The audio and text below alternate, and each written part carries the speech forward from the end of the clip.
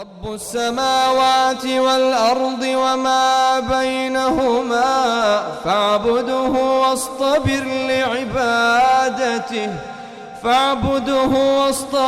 لعبادته هل تعلم له سميا ويقول الإنسان أإذا ما مت لسوف أخرج حيا أولا يذكر الإنسان أنا خلقناه من قبل ولم يك شيئا. السلام عليكم ورحمة الله وبركاته.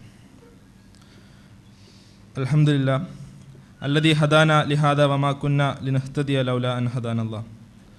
اللهم صل على محمد وعلى آل محمد كما صليت على إبراهيم وعلى آل إبراهيم إنك حميد مجيد.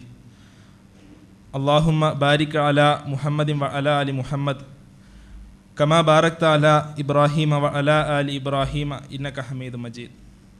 اللهم رب اشرح لي صدري ويسر لي أمري واحلل عقدة من لساني يفقهوا قولي. أعوذ بالله السميع العليم من الشيطان الرجيم. بسم الله الرحمن الرحيم. يريدون ليطفئوا نور الله بأفواههم والله متم نوره ولو كره الكافرون.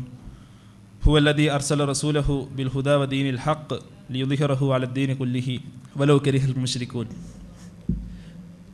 ഇത്രയും പ്രിയപ്പെട്ട രക്ഷിതാക്കളെ, സഹോദരി സഹോദരന്മാരെ, സഹപ്രവർത്തകരെ, വളരെ ഗംഭീരമായ രണ്ട് വിഷയങ്ങൾ നാം ഇവിടെ ശ്രവിച്ചു കഴിഞ്ഞു. നേരത്തെ പറഞ്ഞ പോലെ നിരീശ്വരവാദ പ്രസ്ഥാനങ്ങളുടെ ഒരു ചരിത്രത്തെ സംബന്ധിച്ച് പ്രിയ സുഹൃത്ത് അബ്ദുള്ള ബാസിലും ദൈവാസ്തിത്വത്തിനുള്ള തെളിവുകൾ സംബന്ധിച്ച് നദീം അബ്ദുള്ളയും സംസാരിച്ചു. ഒരുപാട് വിജ്ഞാനം ഇതിലൂടെ കിട്ടി എന്ന് കരുതുന്നു. ഇനി ഇവിടെ എന്നിൽ ഏൽപ്പിക്കപ്പെട്ട വിഷയം എന്നുള്ളത്,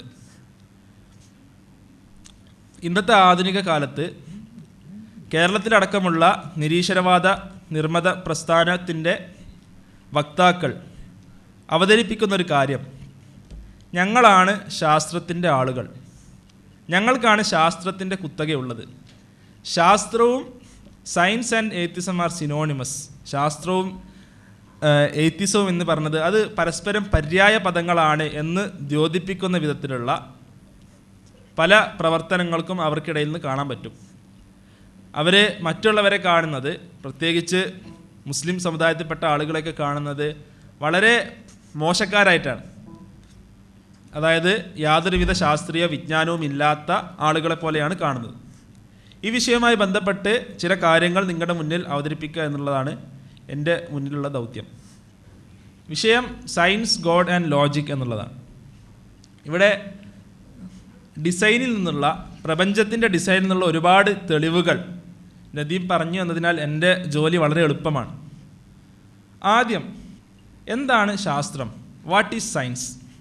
സയൻഷ്യ എന്നുള്ള വാക്കിൽ നിന്നാണ് സയൻസ് എന്നുള്ള വേർഡ് ഉത്ഭവിക്കുന്നത്. സയൻഷ്യ എന്ന് വെച്ചാൽ നോളജ്, അല്ലെ, വിജ്ഞാനം എന്നാണ് അർത്ഥം. ഇത് ആധുനിക കാലത്തെ ഏറ്റവും പ്രമുഖനായ ഫ്രീ തിങ്കേഴ്സിൽ ഒരാളായിട്ടുള്ള, നോബൽ സമ്മാനമെല്ലാം നേടിയിട്ടുള്ള ബെർട്രാൻഡ് റസലിന് നോബൽ സമ്മാനം വരെ ലഭിച്ചിട്ടുണ്ട് ലിറ്ററേച്ചറിൽ. അദ്ദേഹം ദൈവമില്ല എന്ന് വാദിച്ച ഒരുപക്ഷെ 20-ാം നൂറ്റാണ്ടിലെ ഏറ്റവും വലിയ നിരീശ്വരവാദികളുടെ ഒരാളായിരുന്നു ബെർട്രാൻഡ് റസൽ. ആ ബെർട്രാൻഡ് റസൽ സയൻസ് എന്നതിന് കൊടുത്ത നിർവചനമാണിത്. The attempt to discover by means of observation and reasoning based upon it particular facts about the world and the laws connecting facts with one another. നമ്മുടെ നിരീക്ഷണത്തിലൂടെയും അതിൻ്റെ അടിസ്ഥാനത്തിലുള്ള റീസണിങ്ങിലൂടെയും എന്ത് ചെയ്യാം? ലോകത്തെ സംബന്ധിച്ച്, നാം ഇന്ന് ജീവിക്കുന്ന ലോകത്തെ സംബന്ധിച്ച് കണ്ടെത്താൻ ശ്രമിക്കുക. ലോകത്തെ ഗവേൺ ചെയ്യുന്ന നിയമങ്ങളെക്കുറിച്ച് എന്ത് ചെയ്യാൻ പറ്റുക? കണ്ടെത്താൻ ശ്രമിക്കുക. ഇതാണ് സയൻസ് എന്ന് പറയുന്നത്. അതായത് പൂർണ്ണമായും നമ്മുടെ ഇന്ദ്രിയങ്ങൾക്ക് വിധേയമായ, നമ്മുടെ സെൻസുകളാൽ നമുക്ക് എന്തെല്ലാം നമുക്ക് അനുഭവിച്ചറിയാൻ കഴിയോ, നമ്മളെ കണ്ണുകൊണ്ട് എന്തൊക്കെ കാണാൻ പറ്റും, നമ്മളെ ചെവി കൊണ്ട് എന്തൊക്കെ കേൾക്കാൻ പറ്റും, ഇങ്ങനെ നമുക്ക് അനുഭവിച്ചറിയുന്നതിൽ നിന്ന് നമുക്ക് കിട്ടുന്ന ചില വിവരങ്ങളുണ്ട് അല്ലേ, ചില ഫാക്റ്റുകളുണ്ട്. ആ വിവരങ്ങളെ അപഗ്രഥിച്ചുകൊണ്ട് അതിൽ നിന്ന് കൺക്ലൂഷൻസിലും അതേപോലെ നിയമങ്ങളിലൊക്കെ എന്ത് ചെയ്യുക, എത്തിച്ചേരുക അല്ലേ. നമ്മൾ സാധാരണ പറയാറുള്ള സ്കൂളുകൾ പറയാറുള്ളൊരു ഉദാഹരണമാണ് എന്ത്, ന്യൂട്ടൻ്റെ തലയിൽ ആപ്പിൾ വീണ കഥയൊക്കെ നമ്മൾ പറയാറുണ്ട് അല്ലേ. അപ്പോൾ അതിൽ നിന്ന് ആപ്പിൾ താഴോട്ടാണ് വീണത് എന്നത് ന്യൂട്ടണ് അനുഭവിച്ചൊരു കാര്യമാണ് അല്ലേ. ഒന്നെങ്കിൽ തലയിൽ വീണോ ഇല്ലയെന്ന് അറിയില്ല, എന്തായാലും തലയിൽ വീണെങ്കിൽ അതിൽ നിന്ന് ന്യൂട്ടൺ അനുഭവിച്ച അല്ലെങ്കിൽ ന്യൂട്ടൺ കണ്ടൊരു കാര്യമാണെന്ത്, ആപ്പിൾ താഴേക്ക് വീഴുക എന്നുള്ളത്. ഇതിൽ നിന്നാണ് ന്യൂട്ടൺ എന്ത് ചെയ്യുന്നത്, ലോസ് ഓഫ് ഗ്രാവിറ്റേഷന് ഫോർമുലേറ്റ് ചെയ്യുന്നത്. ഇതാണ് സയൻസ് വർക്ക് ചെയ്യുന്ന വേ. ഇങ്ങനെയാണ് എന്ത് ചെയ്യുക, ഓരോ സയൻറ്റിഫിക് തിയറി ഉണ്ടാവുന്നത്. സയൻറ്റിഫിക് റാഷണലിസം, ഇതാണ് ഇന്ന് പലപ്പോഴും നിരീശ്വരവാദികൾ മറയായി സ്വീകരിക്കുന്ന ഏറ്റവും വലിയ അവരുടെ തിയറികളിലൊന്ന്. എന്താണ് scientific rationalism? The best way of gaining knowledge is via scientific method. Science is given high regard and is considered the sole source of truth. ഞാൻ കാര്യങ്ങൾ കുറച്ചും കൂടി വിശദമായിട്ട് പറയാം. അതായത് സയൻസിലൂടെ മാത്രമേ നമുക്ക് എന്ത് ചെയ്യാൻ പറ്റുള്ളൂ, നമുക്ക് വിവരങ്ങൾ ശേഖരിക്കാൻ പറ്റുള്ളൂ. അതായത് സയൻസ് വിവരങ്ങൾ ശേഖരിക്കാനുള്ളൊരു മാർഗമാണെന്നാണ് നമ്മൾ ഇതുവരെ പറഞ്ഞത്, അതാണ് സയൻസ്. എന്നാൽ അതിനപ്പുറത്തേക്ക് ഒരു പടി കൂടി കടന്നുകൊണ്ട് എന്ത് പറയാം, സയൻസിലൂടെ മാത്രമേ നമുക്ക് എന്ത് ചെയ്യാൻ പറ്റുള്ളൂ, നമുക്ക് സത്യങ്ങൾ കണ്ടെത്താൻ സാധിക്കുള്ളൂ. It is the sole source of truth അല്ലേ. സത്യത്തിൻ്റെ അടിസ്ഥാനപരമായ സ്രോതസ് എന്ന് പറഞ്ഞാൽ എന്താണ്, ശാസ്ത്രം മാത്രമാണ്. ഇത് പറയുന്നിടത്താണ് ഇന്നത്തെ ആധുനിക യുക്തിവാദികളായ റിച്ചാർഡ് ഡോക്കിൻസിനെ പോലെയുള്ള ആളുകളുള്ളത്, അല്ലെങ്കിൽ കേരളത്തിലെ പല നിരീശ്വരവാദ പ്രസ്ഥാനത്തിൻ്റെ നേതാക്കളുള്ളത്. സയൻസിലൂടെ മാത്രമേ എന്ത് ചെയ്യുള്ളൂ, അതിലുള്ള കാര്യങ്ങൾ മാത്രമേ നമുക്ക് സ്വീകരിക്കാൻ കഴിയുകയുള്ളൂ.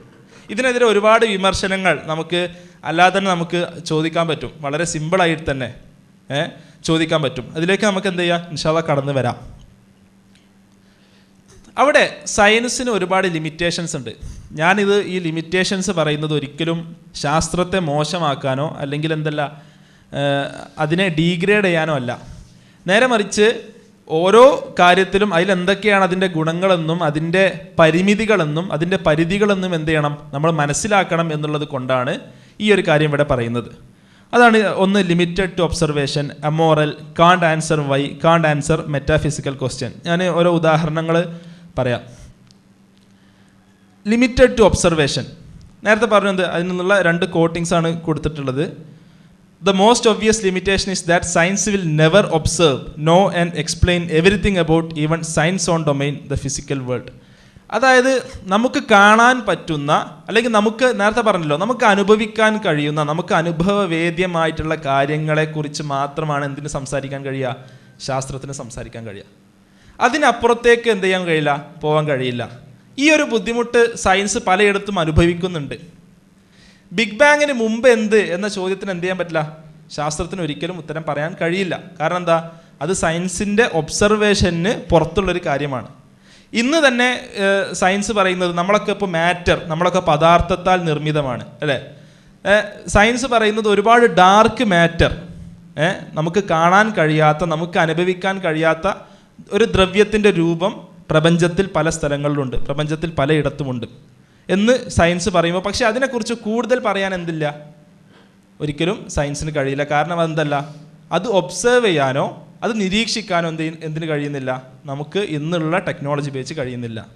വേറൊരു ഉദാഹരണം എടുക്കുകയാണെങ്കിൽ ബ്ലാക്ക് ഹോൾസ് എന്തായി മാറുന്നു, ഒരു നിശ്ചിത മാസ്, ഒരു നിശ്ചിത പിണ്ഡത്തിനപ്പുറമുള്ള നക്ഷത്രങ്ങൾ, അവ കുറേ കാലം കഴിയുമ്പോൾ അത് കത്തിയെരിഞ്ഞ് എന്തായി മാറും, അവ തമോഗർത്തങ്ങൾ അഥവാ ബ്ലാക്ക് ഹോൾസായി മാറും. ബ്ലാക്ക് ഹോൾസിൻ്റെ പ്രത്യേകത എന്ന് പറഞ്ഞാൽ അതിന് അതിഭയങ്കരമായിട്ടുള്ള ഗ്രാവിറ്റേഷണൽ ഫോഴ്സ് ഉണ്ടാവും. അതുകൊണ്ട് അത് പ്രകാശത്തെപ്പോലും എന്ത് ചെയ്യില്ല, പ്രകാശത്തെപ്പോലും പുറത്തോട്ട് വിടില്ല. പ്രകാശം അടുത്തുകൂടെ പോയാൽ അതിനെ വരെ വലിച്ചെടുക്കും.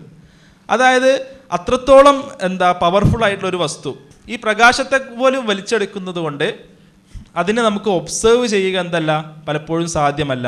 അതുകൊണ്ട് തന്നെ അതിനെക്കുറിച്ചുള്ള പൂർണ്ണമായ വിവരങ്ങൾ എന്ത് ചെയ്യില്ല, നമുക്ക് അവൈലബിൾ അല്ല. ഇതൊക്കെ ലിമിറ്റേഷൻസ് ആണ്. രണ്ടാമത്തത് സയൻസ് അമോറലാണ്. അതായത് ധാർമ്മികതയെക്കുറിച്ച് എന്ത് ചെയ്യാൻ പറ്റില്ല, ഒരു കാര്യം അത് ധാർമ്മികമാണോ അധാർമികമാണോ എന്ന് സംസാരിക്കാൻ ശാസ്ത്രത്തിന് കഴിയില്ല.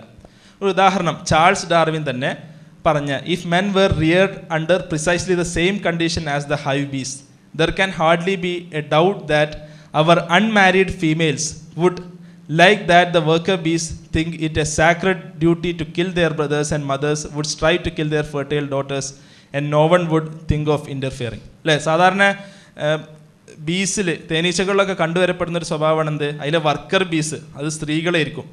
അവരെന്ത് ചെയ്യും, അവർ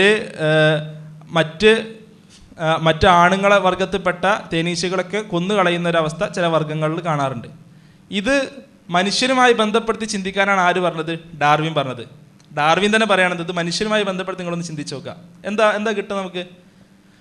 മനുഷ്യൻ്റെ ഇടയിലാണ് ഇങ്ങനെ ഒരു പ്രവർത്തനം ഉണ്ടെന്നുണ്ടെങ്കിൽ നാം അതിനെ അധാർമികം എന്ന് വിളിക്കും, അല്ലേ? എന്നാൽ ഇത് തേനീച്ചകൾക്കിടയിലായതുകൊണ്ട് നമ്മളതിനെ ധാർമ്മികമെന്നോ അധാർമികമെന്നോ നമ്മൾ എന്ത് ചെയ്യില്ല, നമ്മൾ വിളിക്കോ ഇല്ല. അത് അവരുടെ ഒരു നാച്ചുറൽ പ്രോസസ്സിൻ്റെ ഭാഗമായിട്ടുള്ളൊരു കാര്യമാണ്. അതായത് അവരുടെ ജീവിതശൈലി, ചില സ്പൈഡേഴ്സ്, ചില 8 കാലികൾ, അവയെക്കുറിച്ച് പറയുന്നത് എന്താണ്, അവ ഇണ ചേർന്ന് കഴിഞ്ഞാൽ അതിലെ സ്ത്രീകൾ പുരുഷന്മാരെന്ത് ചെയ്യും, കൊന്നുകളയും.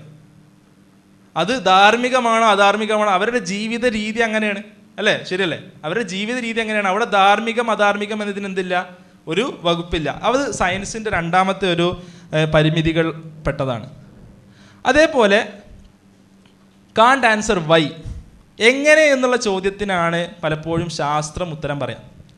എന്തുകൊണ്ട് എന്നുള്ള ചോദ്യത്തിന് എന്തില്ല, പലപ്പോഴും ഉത്തരമില്ല, അല്ലേ? ലവ്, എന്തുകൊണ്ട് മനുഷ്യരിൽ എന്തുണ്ട്, പരസ്പരം സ്നേഹം ഉണ്ടാകുന്നു, എന്തുകൊണ്ട് പരസ്പരം അഫെക്ഷൻ ഉണ്ടാകുന്നു, എന്തുകൊണ്ട് പരസ്പരം ഹെയ്റ്റ് ഉണ്ടാകുന്നു, ഈ ചോദ്യങ്ങൾക്കൊന്നും എന്തല്ല, നമുക്കൊരു സയൻറ്റിഫിക് ആയിട്ടുള്ള, നമുക്ക് ഒബ്സർവേഷൻസിൻ്റെ ബേസ് ചെയ്തിട്ടുള്ള ഒരു മറുപടി പറയുക പലപ്പോഴും അസാധ്യമാണ്. അതേപോലെ മറ്റൊരു പരിമിതിയായിട്ട് നമുക്ക് പറയാവുന്നത് കാണ്ട് ആൻസർ മെറ്റാഫിസിക്കൽ ക്വസ്റ്റ്യൻസ്. അതായത് മെറ്റാഫിസിക്കലായിട്ടുള്ള ക്വസ്റ്റ്യൻസ്, പല ചോദ്യങ്ങളും നമ്മുടെ ജീവിതത്തിൻ്റെ ലക്ഷ്യം എന്താണ്, നമ്മൾ പലപ്പോഴും പറയാറുള്ള, നമ്മൾ മനുഷ്യന് പലപ്പോഴും ആലോചിക്കാറുള്ള കാര്യമാണ്, what is the purpose of our life, നമ്മൾ എന്തുകൊണ്ട് ഇവിടെ വന്നു, നമ്മൾ എങ്ങോട്ടാണ് പോകുന്നത്. ഇത്തരം മെറ്റാഫിസിക്കലായിട്ടുള്ള ചോദ്യങ്ങൾക്ക് ഉത്തരം പറയാൻ എന്തിന് കഴിയില്ല, അത് ശാസ്ത്രത്തിന് കഴിയില്ല. അതാണ് ഹഗ് ജി ഗൗച്ച് പറഞ്ഞത്, to insist that science supports atheism is to get high marks for enthusiasm but low marks for logic. ശാസ്ത്രം എന്ന് പറയുന്നത് അത് നിരീശ്വരവാദത്തെ സപ്പോർട്ട് ചെയ്യുന്നുണ്ട് എന്ന് പറഞ്ഞത്, അത് എന്താണ്, അവർക്കൊരു ആവേശം ഉണ്ടാക്കാൻ നല്ലൊരു കാര്യമാണ്, പറയാൻ പറ്റിയൊരു കാര്യമാണ്. പക്ഷെ ലോജിക്ക് അതെന്തല്ല, അതൊരിക്കലും യുക്തിപരമായ ഒരു കാര്യമല്ല എന്ന് അദ്ദേഹം പറഞ്ഞത് scientific method in brief Cambridge university press പുറത്തിറക്കിയ പേപ്പറിൽ കാണാം. അപ്പോൾ ദൈവമുണ്ടോ ഇല്ലേ എന്നുള്ള കാര്യത്തിൽ എന്തല്ല, സയൻസിനൊന്നും പറയാൻ കഴിയില്ല. കാരണം സയൻസിന് അവിടെ മിണ്ടാതിരിക്കാനേ കഴിയൂ. അതേപോലെ തന്നെ ശാസ്ത്രത്തെ ദൈവത്തെ ഒരിക്കലും ഡിസ്പ്രൂവ് ചെയ്യാൻ, ദൈവമില്ല എന്ന് വാദിക്കാൻ ഒരിക്കലും ശാസ്ത്രത്തിന് കഴിയില്ല. എന്തുകൊണ്ടാണ്? നേരത്തെ പറഞ്ഞതുപോലെ ശാസ്ത്രം എന്നുള്ളത് ഒബ്സർവേഷനിൽ ബേസ് ചെയ്തിട്ടുള്ള കാര്യമാണ്. അതുകൊണ്ട് തന്നെ ദൈവമുണ്ടോ ഇല്ലേ, ദൈവമില്ല എന്ന് തെളിയിക്കാൻ എന്ത് ചെയ്യില്ല, ശാസ്ത്രത്തിന് കഴിയില്ല. അതുകൊണ്ട് തന്നെ അവരുടെ ഈ ഒരു വാദം വളരെ അടിസ്ഥാനരഹിതമാണ് എന്ന് കാണാൻ സാധിക്കും. ഇനി ഞാൻ പറയാൻ പോകുന്നത്, ഒരിക്കൽ ഞങ്ങളുടെ കോളേജിൽ ജയന്ത് നാർലിക്കർ എന്ന് പറയുന്ന ഇന്ത്യയിൽ ഇന്ന് ജീവിച്ചിരിക്കുന്നതിൽ വെച്ച് ഏറ്റവും ഫേമസ് ആയിട്ടുള്ളൊരു ആസ്ട്രോഫിസിസിസ്റ്റ്, ഒരു സയൻറ്റിസ്റ്റ്, ജയന്ത് നാർലിക്കർ, അദ്ദേഹം പത്മവിഭൂഷണൊക്കെ ലഭിച്ച ഒരാളാണ്. അദ്ദേഹം ഞങ്ങളുടെ കോളേജിൽ വന്നൊരു ലെക്ചർ എടുത്തപ്പോൾ അദ്ദേഹം പറഞ്ഞൊരു കഥ, അത് അതേപോലെ ഞാൻ പറയാം. പൈതഗോറിയൻസ്, നിങ്ങൾ പൈതഗോറസ് തിയറം എന്നൊക്കെ എന്ത് ചെയ്തിട്ടുണ്ടാവും, കേട്ടിട്ടുണ്ടാവും. ഒരുപക്ഷെ പല ആൾക്കാരും ആർട്സ് പഠിച്ചവരൊക്കെ ആയിരിക്കാം. അതുകൊണ്ടാണ് ഞാൻ സയൻസുമായി ബന്ധപ്പെട്ട് കുറച്ച് കാര്യങ്ങൾ പറയുമ്പോൾ കുറച്ചുകൂടി വിശദമായി പറയാൻ ശ്രമിക്കുന്നത്. എന്തെങ്കിലും സംശയങ്ങൾ ഉണ്ടെങ്കിൽ അപ്പം തന്നെ ചോദിക്കാം, അറിയാവുന്നതാണെങ്കിൽ ഇൻഷാ അല്ലാഹ് നമുക്ക് അപ്പം തന്നെ ദൂരീകരിച്ച് പോലോ, കാരണം സയൻസ് എന്നുള്ള വിഷയമായതുകൊണ്ടാണ്. പൈതഗോറിയൻസ് എന്ന് പറഞ്ഞാൽ, പൈതഗോറസിനെ ഫോളോ ചെയ്ത ആൾക്കാരെയാണ് പൈതഗോറിയൻസ് എന്ന് വിളിച്ചത്. മാത്സിലെ വളരെ ഫേമസ് ആയിട്ട് നമ്മളൊക്കെ സ്കൂളിൽ പഠിച്ചൊരു കാര്യമാണ് എന്ത്, പൈതഗോറസ് തിയറം. ഒരു റൈറ്റ് ട്രയാങ്കിളിൽ A square plus B square, hypotenuse square, base square plus altitude square എന്നൊക്കെ പറഞ്ഞ് നമ്മൾ പണ്ട് പഠിച്ചിട്ടുണ്ടാവാം. എല്ലാവർക്കും ഓർമ്മ ഉണ്ടോ എന്നറിയില്ല. അവരെ ഫോളോ ചെയ്ത ആൾക്കാരാണ് പൈതഗോറിയൻസ് എന്നറിയപ്പെട്ട്. ഈ പൈതഗോറിയൻസിനൊരു വിശ്വാസം ഉണ്ടായിരുന്നു. നമുക്കറിയാം, പണ്ട് കാലത്ത് ആളുകൾ വിശ്വസിച്ചിരുന്നത് എന്തായിരുന്നു, ഭൂമിക്ക് ചുറ്റാണ് സൂര്യൻ കറങ്ങിക്കൊണ്ടിരിക്കുന്നത് എന്നാണ് സാധാരണ ആളുകൾ എന്ത് ചെയ്തിരുന്നത്, വിശ്വസിച്ചിരുന്നത്. ശരിയല്ലേ? അല്ലേ? ഭൂമിക്ക് ചുറ്റാണ് സൂര്യൻ കറങ്ങിക്കൊണ്ടിരിക്കുന്നത് എന്നാണ് പണ്ടത്തെ ആളുകൾ വിശ്വസിച്ചിരുന്നത് നമ്മൾ പഠിച്ചു. അതിനുശേഷമാണ് കോപ്പർനിക്കോസും ഗലീലിയൊക്കെ വന്നിട്ട് ജിയോ സെൻട്രിക് തിയറി, ഭൂമിക്ക് ചുറ്റുമാണ് സൂര്യന് ചുറ്റും, ഹീലിയോ സെൻട്രിക് തിയറി, സൂര്യന് ചുറ്റുമാണ് ഭൂമി കറങ്ങിക്കൊണ്ടിരിക്കുന്നത് എന്നുള്ള കാര്യങ്ങൾ സയൻസ് പ്രൂവ് ചെയ്തത്. എന്നാൽ അതിനു മുമ്പ് പൈതഗോറിയൻസ് വിശ്വസിച്ചിരുന്നത്, അവർ വിശ്വസിച്ചിരുന്നത് സൂര്യനും ഭൂമിയും സൂര്യനും കറങ്ങിക്കൊണ്ടിരിക്കുകയാണ്. സൂര്യനും ഭൂമിയും കറങ്ങിക്കൊണ്ടിരിക്കുകയാണ്. എന്തിനു ചുറ്റും? ഒരു ഫയർ ലൈറ്റ് എന്ന് പറഞ്ഞൊരു സംഭവമുണ്ട് എന്നവർ പറഞ്ഞു. അപ്പോൾ നിങ്ങൾ ഇത് ഒന്ന് മനസ്സിൽ കാണണം.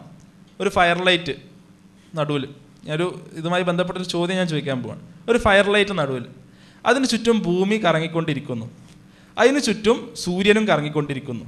ഇതായിരുന്നു അവരുടെ മനസ്സിൽ അന്നുണ്ടായിരുന്നൊരു സയൻറ്റിഫിക് കൺസെപ്റ്റ്, അവരുടെ വിശ്വാസം ഇതായിരുന്നു. ഇതിന് ഇവരൊരു പ്രശ്നം അവർ തന്നെ കണ്ടെത്തി. എന്തായിരുന്നു ആ പ്രശ്നം? എന്തായിരിക്കും ആ പ്രശ്നം?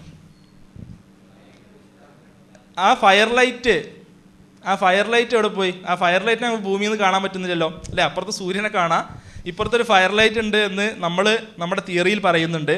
എന്നാൽ ആ ഫയർ ലൈറ്റിനെ നമുക്ക് കാണാൻ പറ്റുന്നില്ല. അപ്പോൾ അവരെന്ത് ചെയ്തു? അപ്പോൾ അവർ സ്വാഭാവികമായിട്ടും ചെയ്തത്, ഞങ്ങളുടെ തിയറി തെറ്റാണ് എന്നെന്തല്ല അവർക്ക് സമ്മതിക്കാൻ വയ്യാത്തതുകൊണ്ട് അവരെന്ത് ചെയ്തു?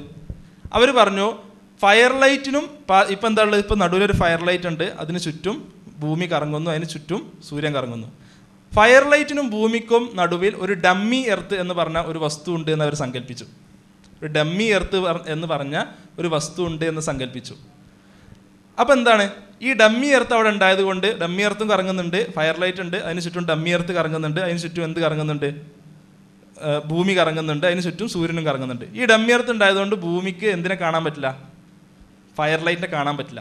അപ്പോൾ ജയൻ നാർലിക്കർ എന്ന് പറഞ്ഞ സയൻറ്റിസ്റ്റ് ഇന്ത്യയിൽ ജീവിച്ചിരിക്കുന്ന ഏറ്റവും വിഖ്യാതനായ സയൻറ്റിസ്റ്റാണ്. അദ്ദേഹം ഇത് പറയാനുള്ള കാരണം എന്താ വെച്ചാൽ, ഈ ഒരു കഥ ആദ്യം അദ്ദേഹത്തിൻ്റെ ലെക്ചറിൽ പറയാനുള്ള കാരണം എന്താണെന്ന് വെച്ചാൽ, അദ്ദേഹം പറഞ്ഞത് പല സയൻറ്റിഫിക് തിയറികൾ, നമ്മൾ സാധാരണ സയൻസിൽ പറയുമ്പോൾ തിയറി, ഹൈപ്പോത്തിസിസ് എന്ന് തരംതിരിക്കാറുണ്ട്. ഹൈപ്പോത്തിസിസ് എന്ന് പറഞ്ഞാൽ അതൊരു അസംഷനാണ്, അത് പ്രൂവ് ചെയ്യപ്പെട്ടിട്ടില്ല. തിയറി എന്ന് പറഞ്ഞാൽ വളരെ കറക്റ്റായി എല്ലാ ലോസും ഗവേൺ ചെയ്ത് നമുക്ക് മാത്തമാറ്റിക്കലായി എക്സ്പ്രസ് ചെയ്യാൻ പറ്റുന്ന ഒരു കാര്യത്തിനാണ് നമ്മൾ തിയറി എന്ന് പറയാം. അദ്ദേഹം പറഞ്ഞത് ഇന്ന് നമ്മുടെ ശാസ്ത്രവുമായി ബന്ധപ്പെട്ട പല തിയറികളും ഇങ്ങനെയാണ്. എങ്ങനെ? ഒരു തിയറി നമ്മൾ ഉണ്ടാക്കും, ഒരു വസ്തു നമ്മൾ ഒബ്സർവ് ചെയ്തതനുസരിച്ച് എന്തുണ്ടാക്കും? തിയറി ഉണ്ടാക്കും. സ്വാഭാവികമായിട്ടും അന്നത്തെ പൈതഗോറിയൻസ് അവർ സൂര്യൻ കറങ്ങുന്നുണ്ട്, അതേപോലെ ഭൂമി കറങ്ങുന്നുണ്ട് എന്ന് പറയാൻ അവർക്ക് ചില തെളിവുകൾ, അല്ലേ, അവരുടെ ഒബ്സർവേഷൻ്റെ ബേസ് ചെയ്തിട്ടുള്ള ചില തെളിവുകൾ ഉണ്ടായിരിക്കുമല്ലോ, അതിൻ്റെ അടിസ്ഥാനത്തിലാണല്ലോ അവർ പറഞ്ഞത്. പക്ഷേ ആ തിയറിക്ക് എന്ത് ചെയ്യാൻ പറ്റുന്നില്ല, അവർക്ക് ഈ ഫയർ ലൈറ്റിനെ അക്കോമഡേറ്റ് ചെയ്യാൻ പറ്റാത്തതുകൊണ്ട് അവരെന്തുണ്ടാക്കി? ആ തിയറിയുടെ മേലെ പുതിയൊരു തിയറി ഉണ്ടാക്കി. എന്ത്? ഈ ഡമ്മി എർത്ത് എന്ന് പറഞ്ഞ പുതിയൊരു സാധനത്തെ കൊണ്ടുപോയി വെച്ചുകൊണ്ട് പുതിയൊരു തിയറി ഉണ്ടാക്കി. ഇന്നത്തെ പല സയൻറ്റിഫിക് തിയറികളുടെയും അവസ്ഥ ഇതാണ് എന്നാണ് അദ്ദേഹം പറഞ്ഞത്. പ്രത്യേകിച്ച് പ്രപഞ്ചോൽപത്തിയും അതേപോലെ എവല്യൂഷനുമായി ബന്ധപ്പെട്ട തിയറികളിൽ ഇങ്ങനെ ഞങ്ങളൊരു തിയറി ഉണ്ടാക്കി, ആ തിയറി ഇങ്ങനെ കൊണ്ടുവരുമ്പോഴായിരിക്കും എന്ത് ചെയ്യുക? അവിടെ വലിയൊരു ലോജിക്കൽ പ്രശ്നം, ഒരു വോയിഡ് അവിടെ ഉണ്ടാവുക. അപ്പോൾ അതിനെ മറികടക്കാൻ വേണ്ടി എന്തുണ്ടാക്കും? ഇതിൻ്റെ മേലെ വേറൊരു തിയറി ഉണ്ടാക്കും. അതിങ്ങനെ ഉണ്ടായിക്കൊണ്ടിരുമ്പോൾ വേറെ എന്തെങ്കിലും പ്രശ്നം വരുമ്പോൾ അവിടെ വേറൊരു തിയറി ഉണ്ടാക്കും. ഇങ്ങനെയുള്ള ഒരു തിയറികൾ ഒരു ചീട്ടുകൊട്ടാരം പോലെ എന്ന് പറയില്ലേ, അങ്ങനെ ഉണ്ടാക്കിയെടുത്തതാണ് ഒരു പക്ഷേ പല തിയറികൾ എന്ന് പലരും അവകാശപ്പെടുന്നത്. അപ്പോൾ ഈ ഒരു പ്രശ്നം സയൻസിനുണ്ട് എന്ന് മനസ്സിലാക്കണമെന്ന് അദ്ദേഹം ആവശ്യപ്പെട്ടു. അപ്പോൾ ഇതാണ് നമ്മൾ സയൻസുമായി ബന്ധപ്പെട്ട് നമ്മൾ അടിസ്ഥാനപരമായി മനസ്സിലാക്കേണ്ട ഒരു കാര്യം. സയൻസ് എന്ന് പറയുന്നത് എന്ത് ചെയ്യാം? എപ്പോഴും മാറാം. ഇന്ന് നമ്മൾ ഒബ്സർവ് ചെയ്യുന്ന പല കാര്യങ്ങളും എന്തല്ല, അതൊരിക്കലും ഒരു അവസാന വാക്കല്ല. നമ്മുടെ ഇന്നത്തെ ഒബ്സർവേഷൻസിൻ്റെ അടിസ്ഥാനത്തിൽ മാത്രം നമ്മൾ കാണുന്ന ചില കാര്യങ്ങൾ, നമ്മൾ ഉണ്ടാക്കുന്ന ചില ഹൈപ്പോത്തിസിസ് ആണ് പലതും എന്നുള്ളത് എന്ത് ചെയ്യണം? നമ്മൾ വളരെ കൃത്യമായി മനസ്സിലാക്കണം. ഇനി ഇന്നത്തെ കാലത്ത് വളരെ യുക്തിവാദികളുടെ സ്റ്റേജിലൊക്കെ പ്രസംഗിക്കുന്ന ഒരാൾ, അദ്ദേഹം ഇട്ട ഫേസ്ബുക്കിലൊരു പോസ്റ്റാണിത്. ഇവരിത് ഏതറ്റത്തോളം കൊണ്ടുപോകുന്നുണ്ട് എന്ന്, അതായത് ശാസ്ത്രം എന്നാൽ ഞങ്ങളുടേതാണ് എന്നത് ഏതറ്റത്തോളം കൊണ്ടുപോകുന്നുണ്ട് എന്ന് നിങ്ങൾക്ക് അറിയിക്കാൻ വേണ്ടി മാത്രം അതേപോലെ സ്ക്രീൻഷോട്ട് എടുത്ത് ഫേസ്ബുക്കിൽ നിന്നിട്ടതാണ്. ഞാൻ വായിച്ചുതരാം. ഐസക് ന്യൂട്ടൺ മുസ്ലിം ആയിരുന്നെങ്കിലോ, ഇതാണ് പോസ്റ്റിൻ്റെ ഹെഡിങ്. എന്നിട്ട് അദ്ദേഹം എഴുതാണ്: ലണ്ടനിലെ ഒരു തണുത്ത പ്രഭാതം, സമയം രാവിലെ 10-10:30 ആയപ്പോൾ ജനാബ് ഇസാക്ക് ന്യൂട്ടൺ തോട്ടത്തിലെ ആപ്പിൾ മരത്തിൽ ചുവട്ടിൽ കിതാബും ഓതിയിരിക്കുകയായിരുന്നു. അൽ ബക്കറ സൂറത്ത് വായിക്കാൻ തുടങ്ങിയപ്പോൾ ഇസാക്കിൻ്റെ തലയിൽ ഒരു ആപ്പിൾ വീണു. ജനാബ് ഒന്ന് ചിന്തിച്ചു നോക്കി. വേറെ എത്രയോ സ്ഥലങ്ങളുണ്ടായിരുന്നു, എന്നിട്ടും ഇതെന്താ എൻ്റെ തലയിൽ തന്നെ വീണത്? ചിന്തിച്ചങ്ങനെ ഇരിക്കുമ്പോൾ ദുഹുർ ബാങ്ക് കൊടുത്തത് കേട്ട് ഇസാക്ക് വേഗം പള്ളിയിലേക്ക് ഓടി നിസ്കരിക്കാൻ കൈ കെട്ടിയപ്പോഴാണ് വീണ്ടും ആപ്പിളിൻ്റെ ചിന്ത മനസ്സിൽ വന്നത്. ഷെയ്ത്താൻ്റെ ഓരോ തോന്നലുകളെ ഇസാക്ക് മനസ്സിൽ പറഞ്ഞു. ഷെയ്ത്താനെ മനസ്സിൽ പ്രാഗിക്കൊണ്ട് നിസ്കാരം കഴിച്ചിലാക്കി വീണ്ടും തോട്ടത്തിൽ വന്നിരുന്ന് അസർ നിസ്കാരം വരെ ചിന്തിച്ചു. അസറിന് പള്ളിയിൽ കയറിയപ്പോൾ 7 അഊദു ബില്ലാ ചൊല്ലി ഷെയ്ത്താനെ ഓടിച്ച് വീണ്ടും നിസ്കാരം തുടങ്ങിയപ്പോൾ ദേ വീണ്ടും വരുന്നു മനസ്സിൽ ആപ്പിൾ. മനസ്സിൽ നിന്ന് എല്ലാ ചിന്തകളും അകറ്റി അതിവിജയകരമായി നിസ്കാരം നിർവഹിച്ച് ഇശാക്ക് വീണ്ടും ചിന്ത തുടങ്ങി. അങ്ങനെ മഗ്രിബ് നമസ്കാരമായി, ഇശാ നിസ്കാരമായി. എങ്കിലും ഈ നിസ്കാരത്തിലൊക്കെ ആപ്പിൾ കയറി വന്നുകൊണ്ടേയിരുന്നു. അപ്പോഴാണ് അയാൾ ആ സത്യം തിരിച്ചറിഞ്ഞത്. ആപ്പിൾ തലയിൽ തന്നെ വീഴാൻ കാരണം ഷെയ്ത്താന് തൻ്റെ നിസ്കാരത്തിലെ ഏകാഗ്രത ഇല്ലാതാക്കാൻ ഷെയ്ത്താൻ നടത്തിയ കുശാഗ്ര ബുദ്ധിയാണ് ആ ആപ്പിൾ. തന്നെ ഷെയ്ത്താനിൽ നിന്ന് കാത്തോളണമേ എന്ന് പ്രാർത്ഥിച്ചുകൊണ്ട് ആ ദീനിയായ യുവാവ് വെള്ളം ഓദിക്കാൻ ഉസ്താദിൻ്റെ മനസ്സിലേക്ക് ഓടി. കേൾക്കുമ്പോൾ വളരെ രസകരമായൊരു കഥ. എന്നാൽ നേരത്തെ ബാസിൽ പറഞ്ഞ ഇസ്ലാമോഫോബിയ എന്നുള്ളത് എത്രത്തോളം രൂഢമൂലമായി, അതേപോലെ ഈ സയൻറ്റിഫിക് റാഷണലിസം എന്നതും ഇസ്ലാമോഫോബിയ എന്നതും എത്രത്തോളം രൂഢമൂലമായി ഇന്നത്തെ കേരളീയ പശ്ചാത്തലത്തിൽ ഒരു നിരീശ്വരവാദിയുടെ തലയിലുണ്ട് എന്നതിനുള്ള ഏറ്റവും വലിയ ഉദാഹരണമാണ് ഈ ഒരു കഥ. ഒന്ന് ആലോചിച്ച് നോക്കുക അല്ലേ. ഒരു പക്ഷേ ന്യൂട്ടണ് ഒപ്റ്റിക്സിനെ കുറിച്ചുള്ള ചിന്തകൾ കിട്ടുന്നത് ഇബ്നു ഹൈത്തം എന്ന് പറഞ്ഞ മുസ്ലിം ശാസ്ത്രജ്ഞൻ്റെ അടുത്തു നിന്നാണ്. അതല്ലെങ്കിൽ അവർക്ക് മുമ്പേ വഴിതെളിച്ച ഒരുപാട് ശാസ്ത്രജ്ഞന്മാരിൽ ഇതിനെയൊക്കെ എന്ത് ചെയ്യുക, ഇതൊന്നും ഒന്നുമല്ല എന്ന് സ്വയം മനസ്സിൽ വിചാരിച്ചുകൊണ്ട് എന്തൊക്കെയോ കാര്യങ്ങൾ ഫേസ്ബുക്കിലൂടെ എഴുതി വിടുകയും ഞങ്ങളാണ് ശാസ്ത്രത്തിൻ്റെ ആൾക്കാർ. ഒരു മുസ്ലിം ഓൻ്റെ തലയിൽ ആപ്പിൾ വീണ എത്ര ഉണ്ടാവുള്ളൂ, അതിനതൊരു ഷെയ്ത്താൻ്റെ ചിന്തയായിട്ട് ഷെയ്ത്താൻ്റെ ഒരു വസുവാസമായിട്ടേ തോന്നുകയുള്ളൂ എന്ന് ദ്യോതിപ്പിക്കുന്ന രീതിയിൽ കഥകൾ മെനഞ്ഞ് ഇസ്ലാമിനെ ആക്രമിക്കുക അല്ലെങ്കിൽ മതങ്ങളെ ആക്രമിക്കുക. ഈ ഒരു നിലവാരമില്ലായ്മയിലേക്കാണ് ഈ ശാസ്ത്രത്തിൻ്റെ പേര് പറഞ്ഞുകൊണ്ട് എന്ത് ചെയ്യുന്നുണ്ട് ഇന്ന് കേരളത്തിലെ നിരീശ്വരവാദ പ്രസ്ഥാനങ്ങൾ പോയിക്കൊണ്ടിരിക്കുന്നത്. അപ്പോൾ എന്നാൽ ഇവരൊക്കെ ശാസ്ത്രത്തിന് എന്താണ് സംഭാവന നൽകിയെന്ന് വെച്ചാൽ എന്താ ഉണ്ടാവുക? എന്തെങ്കിലും ഉണ്ടോ അല്ലേ? കേരളത്തിലെ നിരീശ്വരവാദ പ്രസ്ഥാനത്തിൽ നിന്ന് ഒരുപാട് ആൾക്കാരുണ്ടല്ലോ ഇങ്ങനെ ശാസ്ത്രത്തെക്കുറിച്ച് ഇങ്ങനെ നിറം പഠിപ്പിച്ച് മുസ്ലിങ്ങൾക്കെതിരെ കഥകൾ എഴുതുകയും അതേപോലെ ശാസ്ത്രത്തിന് വേണ്ടി സംസാരിക്കുകയും ഞങ്ങൾ ശാസ്ത്രത്തിൻ്റെ ആൾക്കാരാണ് എന്ന് വാദിക്കുകയും ചെയ്യുന്ന ആൾക്കാരുണ്ടല്ലോ. അവരെന്തെങ്കിലും ഇങ്ങനെ ശാസ്ത്രത്തിൻ്റെ മേഖലയിൽ എന്തൊക്കെ സംഭാവനകളാണ് നൽകിയിട്ടുള്ളത് എന്ന് ചോദിച്ചാൽ ഒന്നുമില്ല എന്നുള്ളതാണ് അതിൻ്റെ ഉത്തരം. എന്നാൽ നമുക്ക് ഇതിലുള്ള ചെറിയൊരു പാഠം നമ്മളെന്തുണ്ട്, നമ്മൾ ഇനിയും ചിന്തിക്കുകയും പഠിക്കുകയും നമുക്ക് പൂർവികർ മുമ്പ് വഴിതെളിച്ച് വന്ന ഒരു പാതയിലൂടെ നമുക്ക് ഇനിയും മുന്നോട്ട് പോകാനുണ്ട് എന്നൊരു സത്യം കൂടി എന്ത് ചെയ്യണം, മുസ്ലിം സമുദായത്തിൽ നിന്ന് മനസ്സിലാക്കുകയും വേണം എന്നുള്ളൊരു അഭ്യർത്ഥന കൂടിയുണ്ട്. അപ്പോൾ പറഞ്ഞു വന്നത്, ഇങ്ങനെ ആളുകളെ വഞ്ചിക്കുകയാണ് ന്യൂ എയ്ത്തിസ്റ്റ് എന്ന് പറഞ്ഞ നേരത്തെ ബാസിൽ പറഞ്ഞ വിഭാഗം ആളുകൾ ചെയ്യുന്നത്. അവരുടെ ചില വഞ്ചനകളിൽ ശാസ്ത്രവുമായി ബന്ധപ്പെട്ട് അവർ മുന്നോട്ട് കൊണ്ടുവരുന്ന ചില വാദങ്ങൾ കൂടി ഇൻഷാ അല്ലാഹ് ഇവിടെ വിശകലനം ചെയ്യണമെന്നാണ് ഞാൻ ഉദ്ദേശിക്കുന്നത്. അവരുടെ ഏറ്റവും പ്രധാനപ്പെട്ട വാദങ്ങളിലൊന്നാണ് യൂണിവേഴ്സ് ഫ്രം നത്തിങ്. ഈ യൂണിവേഴ്സ് എന്നുള്ളത്, ഈ പ്രപഞ്ചം എന്നുള്ളത് ഒന്നുമില്ലായ്മയിൽ നിന്നുണ്ടായതാണ്. നദീമ നേരത്തെ അതിനെക്കുറിച്ച് വളരെ രസകരമായ വീഡിയോ റിച്ചാർഡ് ഡോക്കിൻസിന് പറഞ്ഞ ഒരു വീഡിയോ ഇട്ടില്ലേ, എന്താണ് നത്തിങ് ഈസ് സംതിങ് എന്നാണ് അദ്ദേഹം പറഞ്ഞത്. അതോടുകൂടി ഈ നത്തിങ് എന്നുള്ളത് എന്തായി, അവിടെ പൊളിഞ്ഞുപോയി. ഇവിടെ ഞാൻ കുറച്ച് കാര്യങ്ങൾ കൂടി അതിൽ ചെറുതായിട്ട് ആഡ് ചെയ്യാണ്. ലോറൻസ് ക്രോസ് എന്ന് പറഞ്ഞത് ഇന്നത്തെ ലോകത്തിലെ ഏറ്റവും പ്രമുഖരായ നിരീശ്വരവാദികളുടെ ഒരാളാണ് Lawrence cross. A universe from nothing എന്നുള്ളത് അദ്ദേഹത്തിൻ്റെ ഒരു പുസ്തകമാണ്. ഒന്നുമില്ലായ്മയിൽ നിന്നാണ് പ്രപഞ്ചമുണ്ടായത് എന്ന് സ്ഥാപിക്കാനാണ് അദ്ദേഹം നോക്കിയത്. എന്നിട്ട് എന്താ സംഭവിച്ചതെന്നാണ് ഞാൻ ഇൻഷാ അല്ലാഹ് പറയാൻ ഉദ്ദേശിക്കുന്നത്. ലോറൻസ് ക്രോസ് പറഞ്ഞത്, പുസ്തകത്തിലെ കോട്ടിംഗ് ആണ് കൊടുത്തത്, once you have some energy, നിങ്ങൾക്ക് കുറച്ച് ഊർജ്ജം ഉണ്ടെങ്കിൽ എന്ത് ചെയ്യാം, using quantum rules and Dirac's equation you can create mass out of nothing. Quantum റൂൾസും ക്വാണ്ടം മെക്കാനിക്സിലെ റൂൾസും അതേപോലെ ഡിറാക് ലോയും അനുസരിച്ച് എന്ത് ചെയ്യാം, കുറച്ച് ഊർജ്ജമുണ്ടെങ്കിൽ നിങ്ങൾക്ക് എന്ത് ചെയ്യാം, ഒന്നുമില്ലായ്മയിൽ നിന്ന് നിങ്ങൾക്ക് മാസ് ഉണ്ടാക്കാം, നിങ്ങൾക്ക് എന്തെങ്കിലും പദാർത്ഥങ്ങൾ ഉണ്ടാക്കാം. ഇവിടെ ക്വാണ്ടം മെക്കാനിക്സിലോട്ട് ഞാൻ വല്ലാതെ കടക്കണില്ല. ലോകത്ത് അധികം ആൾക്കാർക്കും മനസ്സിലാവാത്തൊരു വിഷയമാണെന്ത് ക്വാണ്ടം മെക്കാനിക്സ് എന്നാണ് അത് പഠിച്ചവർ തന്നെ പറഞ്ഞിട്ടുള്ളത്. എന്തായാലും ഡിറാക്സ് ലോ എന്താണെന്ന് ഞാൻ പറയാം. നമ്മൾ സാധാരണ പറയാറുണ്ട് മാസും എനർജിയും പിണ്ഡവും അതേപോലെ ഊർജ്ജം എന്താണ്, പരസ്പരം കൺവേർട്ടിബിൾ ആണ്. അതാണ് ഐൻസ്റ്റീൻ്റെ തിയറിയുടെ ഏറ്റവും ബേസിൽ E=mc² എന്ന് പറയുമ്പോൾ മാസിൽ നിന്ന് ഇത്ര എനർജി ഉണ്ടാവുന്നു. അതിൽ നിന്നാണ് ഇന്നുള്ള നമ്മുടെ ന്യൂക്ലിയർ റിയാക്ടറുകളും മറ്റൊക്കെ ഉള്ളത്. പോൾ ഡിറാക്കിൻ്റെ റിലേറ്റിവിസ്റ്റിക് ക്വാണ്ടം തിയറി പറയുന്നത് എന്താ വെച്ചാൽ it predicted the existence of antimatter. അതായത് അദ്ദേഹം പറഞ്ഞത് ഒരു പ്രത്യേക എമൗണ്ട് എനർജി ഉണ്ടാകുമ്പോൾ ആ എനർജിയിൽ നിന്ന് എന്തുണ്ടാവും? മാസ് ഉണ്ടാവും. ആ മാസ് എങ്ങനെയാണ്? ആ മാസിൽ മാറ്ററും ഉണ്ടാവും, ആൻറ്റി മാറ്ററും ഉണ്ടാവും. മാറ്റർ എന്ന് പറഞ്ഞാൽ നമ്മളിന്ന് കാണുന്ന രീതിയിലുള്ള പദാർത്ഥം. ഏതൊരു വസ്തുവിനും വിശുദ്ധ ഖുർആനിലൊക്കെ തന്നെ പറയുന്നുണ്ട് എന്തിനും ഒരു ഇണയുണ്ട് എന്ന് പറഞ്ഞപ്പോൾ ഒരു പോസിറ്റീവ് ചാർജ് ഉണ്ടെങ്കിൽ ഒരു നെഗറ്റീവ് ചാർജ് ഉണ്ടാവും. അതേപോലെ ഒരു മാറ്റർ ഉണ്ടെങ്കിൽ അതിൻ്റെ തത്തുല്യമായ അളവിൽ എന്തുണ്ടാവും? ഒരു ആൻറ്റി മാറ്ററും ഉണ്ടാവും. പക്ഷേ നമുക്ക് എന്തല്ല, ഈ പറഞ്ഞ പോലെ നേരത്തെ പറഞ്ഞ പോലെ നമുക്ക് നമ്മുടെ നിരീക്ഷണത്തിൽ പെടാത്തൊരു സാധനമാണ് എന്ത്? Antimatter. അപ്പോൾ അദ്ദേഹം പറഞ്ഞത് എനർജിയിൽ നിന്ന് എന്തുണ്ടാവും? ഊർജ്ജത്തിൽ നിന്ന് എന്തുണ്ടാവും? അവിടെ മാറ്ററും ആൻറ്റി മാറ്ററും ഉണ്ടാവും. ഇനി മാറ്ററും ആൻറ്റി മാറ്ററും കൂടി ചേർന്നാൽ അതിൽ നമ്മൾ സയൻസിൽ അനീലേഷൻ എന്ന് വിളിക്കും. അതിന് എന്തുണ്ടാവും? എനർജി ഉണ്ടാവും. അതായത് എനർജിയിൽ നിന്ന് മാസ് ഉണ്ടാവുന്നതിനെ, ഇങ്ങനെ മാറ്ററും ആൻറ്റി മാറ്ററും ഉണ്ടാവുന്നതിന് നമ്മൾ വിളിക്കുന്നൊരു പേരാണ് പെയർ പ്രൊഡക്ഷൻ. അതേപോലെ ഈ മാറ്ററും ആൻറ്റി മാറ്ററും കൂടി ചേർന്ന് എനർജി ഉണ്ടാവുന്നതിന് നമ്മൾ വിളിക്കുന്ന പേരാണ് അനീലേഷൻ. അപ്പോൾ കുറച്ച് ഊർജ്ജമുണ്ടെങ്കിൽ എന്തുണ്ടാക്കാം? ഊർജ്ജമുണ്ടെങ്കിൽ നമുക്ക് മാറ്റർ ഉണ്ടാക്കാം എന്നാണ് ആര് പറഞ്ഞത്? ലോറൻസ് ക്രോസ് പറഞ്ഞത്. അങ്ങനെ ഉണ്ടെങ്കിൽ ഒന്നുമില്ലായ്മ തന്നെ നമുക്ക് എന്ത് ഉണ്ടാക്കാൻ പറ്റും? മാറ്റർ ഉണ്ടാക്കാൻ പറ്റും. അപ്പോൾ ക്രോസിന് എന്താണ് സംഭവിച്ചത്? ക്രോസിൽ പറഞ്ഞു കൊടുത്തുള്ള പ്രശ്നം, ഒന്നാമത് ഊർജ്ജം വേണം.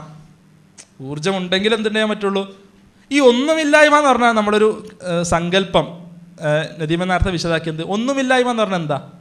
എവിടെയെങ്കിലും ഒന്നുമില്ലായ്മ ഉണ്ടോ? നത്തിങ്നെസ്. അതെവിടെയുള്ളത്? ഇവർ നത്തിങ്നെസ് എന്ന് പറയുമ്പോൾ നമ്മളിവിടെ മനസ്സിലാക്കേണ്ട ഒരു കാര്യമുണ്ട്. ഇപ്പോൾ ശൂന്യാകാശം നത്തിങ് ആണോ? ഒന്നുമില്ലാത്തതാണോ? അല്ല. അവിടെ എന്താണ്? അവിടെ സ്പേസ് ഉണ്ട് അല്ലേ? അവിടെ സ്പേസ് ഉണ്ട്. ആ സ്പേസിൽ എന്തുണ്ട്? ആ സ്പേസിൽ ഇലക്ട്രിക് ഫീൽഡ് ഉണ്ട്, മാഗ്നറ്റിക് ഫീൽഡ് ഉണ്ട്, ഇങ്ങനത്തെ പല ഫീൽഡുകളും ഉണ്ട്. അതുകൊണ്ട് അതെന്തല്ല, അത് ഒന്നുമില്ലായ്മല്ല, അവിടെ എന്തൊക്കെയോ ഉണ്ട്. നമ്മൾ ഒന്നുമില്ലായ്മ എന്ന് പറയുമ്പോൾ ഉദ്ദേശിക്കുന്നത് പൂർണ്ണമായിട്ടുള്ള ശൂന്യത എന്ന് പറയാൻ പറ്റില്ല. ശൂന്യത എന്ന് പറഞ്ഞാൽ എന്താണ്? അത് എന്തോ ഒന്നാണ്. ഒന്നുമില്ലായ്മ എന്ന് പറയുമ്പോൾ അതുകൊണ്ടാണ് ഡോക്കിൻസ് നേരത്തെ എന്ത് പറ്റിയത്? അത് സങ്കല്പിക്കാൻ പോലും കഴിയാതെ നത്തിങ് ഈസ് സംതിങ് എന്ന് പറഞ്ഞത്. ഈ ഒന്നുമില്ലായ്മ എന്നുള്ളത് സങ്കല്പിക്കാൻ പോലും എന്തില്ല, നമ്മളെ മനസ്സിന് പലപ്പോഴും പറ്റില്ല. ഇത് നമ്മൾ ആദ്യം മനസ്സിലാക്കണം.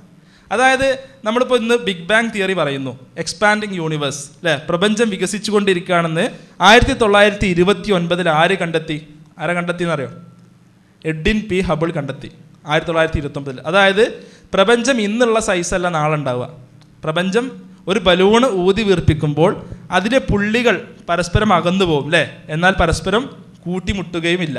ശരിയാണല്ലോ? ഒരു ബലൂൺ ഊതി വീർപ്പിക്കുമ്പോൾ അതിലെ പുള്ളികൾ അകന്നു പോകുന്നു, എന്നാൽ അത് പരസ്പരം കൂട്ടിമുട്ടുകയില്ല. അത് എങ്ങനെയാണോ സംഭവിക്കുന്നത് അതേപോലെ ഈ പ്രപഞ്ചം വികസിച്ചു കൊണ്ടിരിക്കുകയാണെന്ന് ആര് പറഞ്ഞത്? എഡ്വിൻ പി ഹബിൾ പറഞ്ഞത്. അപ്പോൾ പല ആളുകളും പിന്നിലോട്ട് ചിന്തിച്ചു. എന്താ ചിന്തിച്ച്? അങ്ങനെയാണെങ്കിൽ ഇന്നലെ എന്തായിരിക്കും? ഇത് ആദ്യമായിട്ട് ബിഗ് ബാങ് എന്നുള്ള ആശയം കൊടുക്കുന്നത് ഏതെങ്കിലും ഒരു നിരീശ്വരവാദിയല്ല, ഒരു ബെൽജിയംകാരനായ ഒരു കാത്തോലിക് പ്രീസ്റ്റാണ് ആദ്യമായിട്ട് ബിഗ് ബാങ് എന്നുള്ള ആശയം ഈ എഡ്വിൻ പി ഹബിളിൽ നിന്ന് മുന്നോട്ട് വെച്ചത്. ഒരു മതവിശ്വാസിയായിട്ടുള്ള ഒരാളായിരുന്നു, ഒരു പുരോഹിതനായിരുന്നു. അപ്പോൾ അദ്ദേഹം ചിന്തിച്ചത്, അപ്പോൾ ഇന്നലെ എന്തല്ല, ഇന്നലത്തെ വലുപ്പം കുറച്ച് കുറവാണ്, മിഞ്ഞാന്ന് പ്രപഞ്ചത്തിൻ്റെ വലുപ്പം കുറച്ച് കുറവാണ്. അങ്ങനെ കോടാനുകോടി വർഷങ്ങൾക്ക്, എത്രയോ വർഷങ്ങൾക്ക് മുമ്പ് ഈ പ്രപഞ്ചം മുഴുവൻ ഒരൊറ്റ പോയിന്റിൽ, ഒരൊറ്റ ബിന്ദുവിൽ കേന്ദ്രീകരിച്ചിരിക്കുന്ന ഒരവസ്ഥയുണ്ടായിരിക്കണം.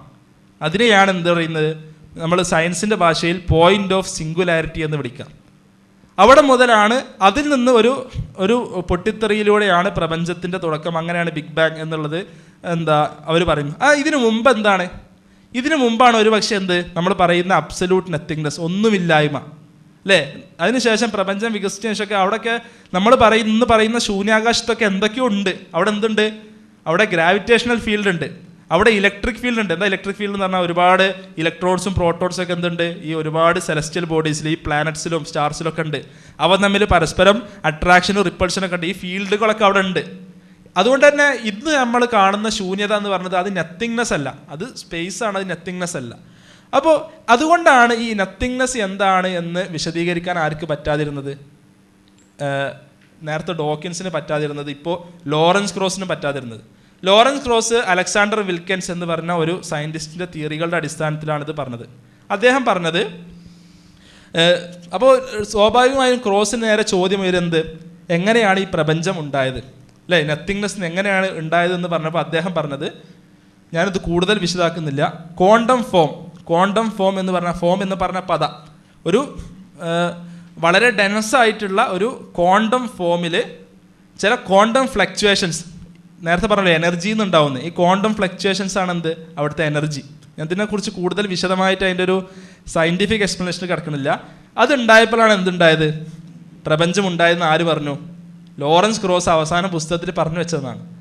അപ്പോഴും ചോദ്യം ബാക്കിയാണ് എന്ത്, അപ്പോൾ ഈ ക്വാണ്ടം ഫോം എവിടെ നിന്നാണ് ഉണ്ടായത്, അതിനെ നത്തിങ്നെസ് എന്ന് വിളിക്കാൻ പറ്റുമോ എന്നുള്ള ചോദ്യം എപ്പോഴും ബാക്കിയാണ്. അപ്പോൾ എപ്പോഴും ഇന്നത്തെ നിരീശ്വരവാദികളെ സംബന്ധിച്ചിടത്തോളം, അല്ലെങ്കിൽ ഈ സയൻറ്റിഫിക് റാഷണലിസ്റ്റുകളെ സംബന്ധിച്ചിടത്തോളം ഏറ്റവും വലിയ പ്രോബ്ലം എന്ന് പറഞ്ഞാൽ ഈ നത്തിങ്നെസ്സും രണ്ടാമത്തെ എനർജിയാണ്. എന്താണ് എനർജി, എങ്ങനെ ഈ എനർജി എന്നുള്ളത് എവിടെ നിന്നുണ്ടായി? മാസ് എനർജി ആക്കാം, എനർജി മാസ് ആക്കാം, അതൊക്കെ ഓക്കെയാണ്. പക്ഷേ എനർജി ആദ്യം ഉണ്ടെങ്കിലല്ലേ എനർജിന്ന് മാസ് ഉണ്ടാവുള്ളൂ.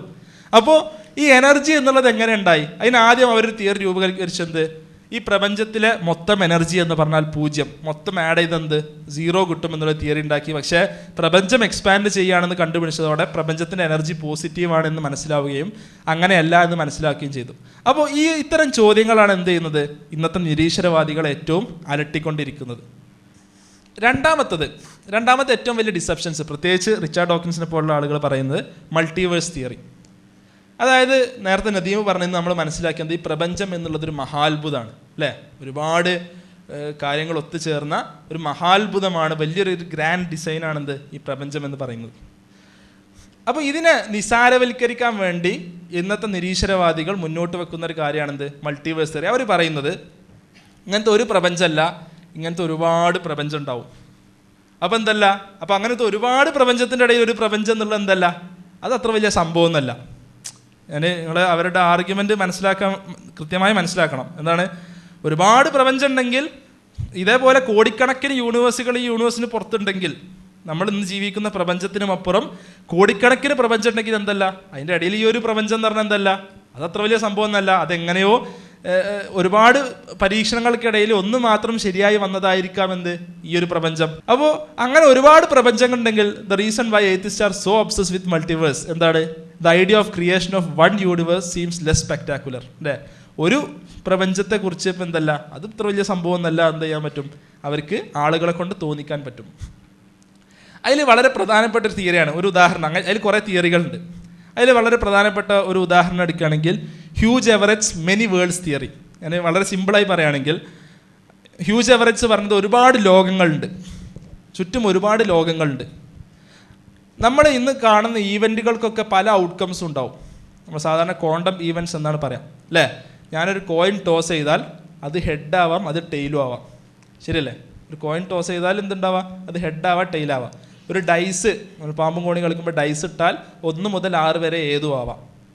ഈ പ്രപഞ്ചത്തിൽ ഹെഡ്സാണ് കിട്ടുന്നെങ്കിൽ വേറെ ഏതെങ്കിലും ഒരു പ്രപഞ്ചത്തിൽ എന്ത് കിട്ടാം, ടെയിൽസ് ആയിരിക്കും കിട്ടുന്നുണ്ടാവുക. ഇങ്ങനത്തെ ഒരുപാട് പ്രപഞ്ചങ്ങളുണ്ട് എന്നാണ് ആര് പറഞ്ഞത്, ഹ്യൂജ് എവററ്റ്സ് പറഞ്ഞത്. അതായത് വേറൊരു ഉദാഹരണം പറയുകയാണെങ്കിൽ, ഇവിടെ രണ്ടാം ലോക മഹായുദ്ധം ജയിച്ചത് അമേരിക്ക ആണെങ്കിൽ വേറെ ഏതെങ്കിലും ഒരു പ്രപഞ്ചത്തിൽ രണ്ടാം ലോക മഹായുദ്ധം ജയിച്ചത് ഹിറ്റ്ലർ ആവാം.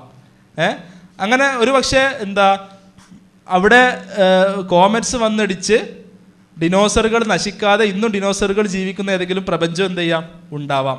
ഇങ്ങനത്തെ വളരെ വിയേർഡായിട്ടുള്ള സയൻറ്റിഫിക് ആയിട്ട് യാതൊരു അടിസ്ഥാനം ഇല്ലാത്ത കുറേ തിയറികൾ, ആ തിയറികൾക്ക് വേണ്ടി, ഇതാണ് ഞാൻ നേരത്തെ പറഞ്ഞത്, നമ്മൾ എവിടെയെങ്കിലും ഉത്തരം മുട്ടുമ്പോൾ എന്തുണ്ടാക്കുക, അവിടെ നമ്മളൊരു തിയറി ഉണ്ടാക്കി അത് സയൻസിൻ്റെ പേരിൽ ആരോപിക്കുക. അതിൻ്റെ ഏറ്റവും വലിയ ഉദാഹരണങ്ങളിലൊന്നാണ് എന്ത്, മൾട്ടിവേഴ്സ് തിയറി. ഇങ്ങനത്തെ പല തിയറീസും, മൾട്ടിവേഴ്സിൻ്റെ കാര്യത്തിൽ ഒരു തിയറി മാത്രമാണിത്, പല തിയറികളും നമുക്ക് എന്ത് ചെയ്യാൻ പറ്റും, നമുക്ക് കാണുവാൻ സാധിക്കും. അപ്പോൾ just because we understand so little about the wave function of quantum mechanics doesn't mean that a quantum wave can live in other worlds. No data to support this claim. ഈ ക്ലെയിമിനെ സപ്പോർട്ട് ചെയ്യാൻ, ഈ multiverse തിയറിനെ support ചെയ്യാൻ എന്തില്ല, യാതൊരുവിധ ഡാറ്റയും ഇല്ല, യാതൊരുവിധ സയൻറ്റിഫിക് എവിഡൻസും ഇല്ല. നേരത്തെ പറഞ്ഞത് സയൻസ് എന്ന് ഒരു സാധനത്തിനെ പറയണമെങ്കിൽ അവിടെ ഒബ്സർവേഷൻ വേണം. ആ ഒബ്സർവേഷൻ്റെ അടിസ്ഥാനത്തിൽ എന്ത് വേണം, അതിൻ്റെ അടിസ്ഥാനത്തിലുള്ള തിയറീസ് വേണം, മാത്തമാറ്റിക്കൽ ലോസ് വെച്ച് എന്ത് ചെയ്യണം, ഉണ്ടാക്കണം. അതിവിടെ ഇല്ല. വേറെ വളരെ രസകരമായിട്ടുള്ളൊരു കാര്യം, chaos and limits of human knowledge. സാധാരണ നിരീശ്വരവാദികൾ ഇങ്ങോട്ട് ഉന്നയിക്കുന്ന ഏറ്റവും പ്രധാനപ്പെട്ട ചോദ്യമാണെന്ത്, ഇങ്ങനെ നല്ലൊരു ദൈവമുണ്ടെങ്കിൽ അല്ലേ, വളരെ പെർഫെക്റ്റ് ആയിട്ടുള്ളൊരു ദൈവമുണ്ടെങ്കിൽ എന്തുകൊണ്ട് സുനാമി ഉണ്ടാവുന്നു, എന്തുകൊണ്ട് എർത്ത് ക്വേക്സ് ഉണ്ടാവുന്നു, എന്തുകൊണ്ട് ഈ ലോകത്തിൽ ഇങ്ങനത്തെ കാറ്റസ്ട്രോഫ്സ്, നമ്മളിതിനൊക്കെ നമുക്ക് ഇംഗ്ലീഷിൽ അല്ലെങ്കിൽ ഫിസിക്സിൻ്റെ ടേംസിൽ ഒറ്റ പേര് വിളിക്കാം, കാറ്റസ്ട്രോഫ്സ് അല്ലേ, സുനാമി, എർത്ത് ക്വേക്ക്, ഇങ്ങനത്തെ കാര്യങ്ങളൊക്കെ, നാച്ചുറൽ ഡിസാസ്റ്റേഴ്സിനൊക്കെ എന്തുകൊണ്ട് ഇതൊക്കെ ഉണ്ടാവുന്നു. ഇതിന് മതപരമായൊരു ഉത്തരമുണ്ട്, ഇൻഷാ അല്ലാഹ് അത് നമുക്ക് ഉച്ചയ്ക്ക് ശേഷമുള്ള ചില സെഷനുകളിൽ നമുക്ക് കേൾക്കാം.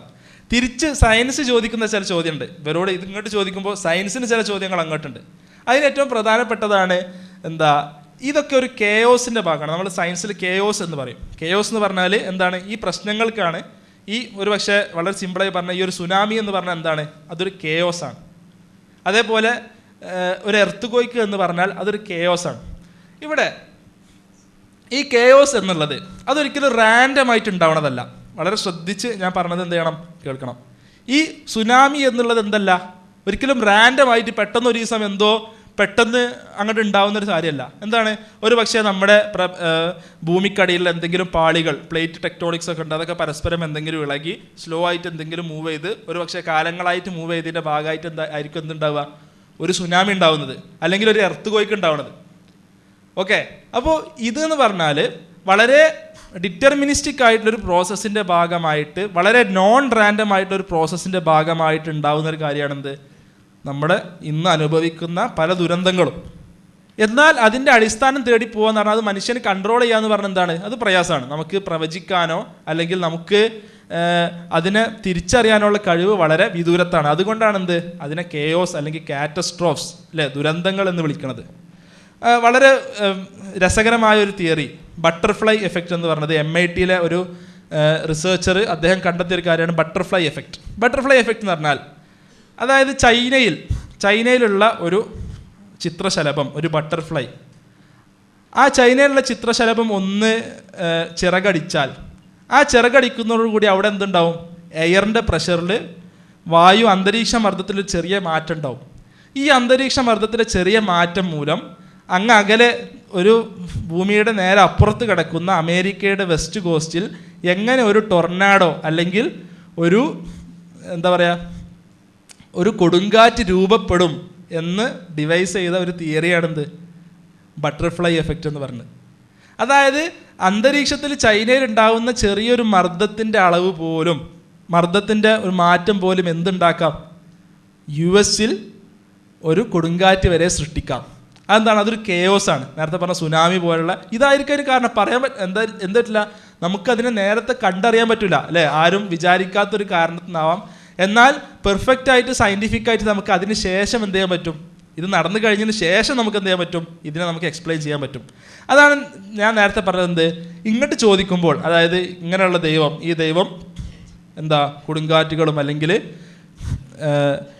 ഇങ്ങനത്തെ പ്രശ്നങ്ങളൊക്കെ സൃഷ്ടിക്കുന്ന ഒരു ദൈവം എന്ന് ഇങ്ങോട്ട് ചോദിക്കുമ്പോൾ നമുക്ക് തിരിച്ച് ചോദിക്കാനുള്ളൊരു കാര്യം, if you fail to understand even simplest of natural process അല്ലേ, നാച്ചുറൽ പ്രോസസ്സിൽ ഏറ്റവും സിംപ്ലസ്റ്റ് ആയിട്ടുള്ള കാര്യങ്ങൾ പോലും നമുക്ക് എന്ത് ചെയ്യാൻ പറ്റില്ല, നമുക്ക് മുൻകൂട്ടി പ്രവചിക്കാൻ പറ്റില്ല. How can we claim to have disproved the existence of God? ഇതുപോലും നമുക്ക് മുൻകൂട്ടി പ്രവചിക്കാൻ കഴിയില്ലെങ്കിൽ പിന്നെ അതിനൊക്കെ അപ്പുറത്ത് ദൈവമില്ല എന്ന് തെളിയിക്കാൻ ഈ ശാസ്ത്രത്തിന് പറ്റുമെന്ന് പറയുന്നതിൽ എന്താ അർത്ഥമുള്ളത് അല്ലേ? ഇന്ന് നമ്മൾക്കുള്ള വിവരം അനുസരിച്ച്, നമ്മുടെ നോളജിൻ്റെ എക്സ്റ്റെൻറ്റ് അനുസരിച്ച്, നമ്മുടെ സയൻറ്റിഫിക് എവിഡൻസ് അനുസരിച്ച് ഒരു മനുഷ്യന് ഇവിടെ ഉണ്ടാവുന്ന ചെറിയ നാച്ചുറൽ പ്രോസസ്സിലുള്ള കാര്യങ്ങൾ പോലും നമുക്ക് തിരിച്ചറിയാൻ കഴിയില്ലെങ്കിൽ ദൈവത്തെ ഞങ്ങൾ ഡിസ്പ്രൂവ് ചെയ്തെന്ന് പറയുന്നതിൽ എന്താ അർത്ഥമുള്ളത്? ഇവരുടെ ഏറ്റവും വലിയ ഡിസെപ്ഷനുകളിൽ, വഞ്ചനകളിൽ ഒന്നിനെ തുറന്നു കാട്ടുന്ന ഒരു കാര്യമാണെന്ത്, കെയോസ് തിയറി എന്നുള്ളത്. ഇനി ഇത് വളരെ രസകരമായ മറ്റൊരു കാര്യമാണ്, ആന്ത്രോപിക് പ്രിൻസിപ്പിൾ.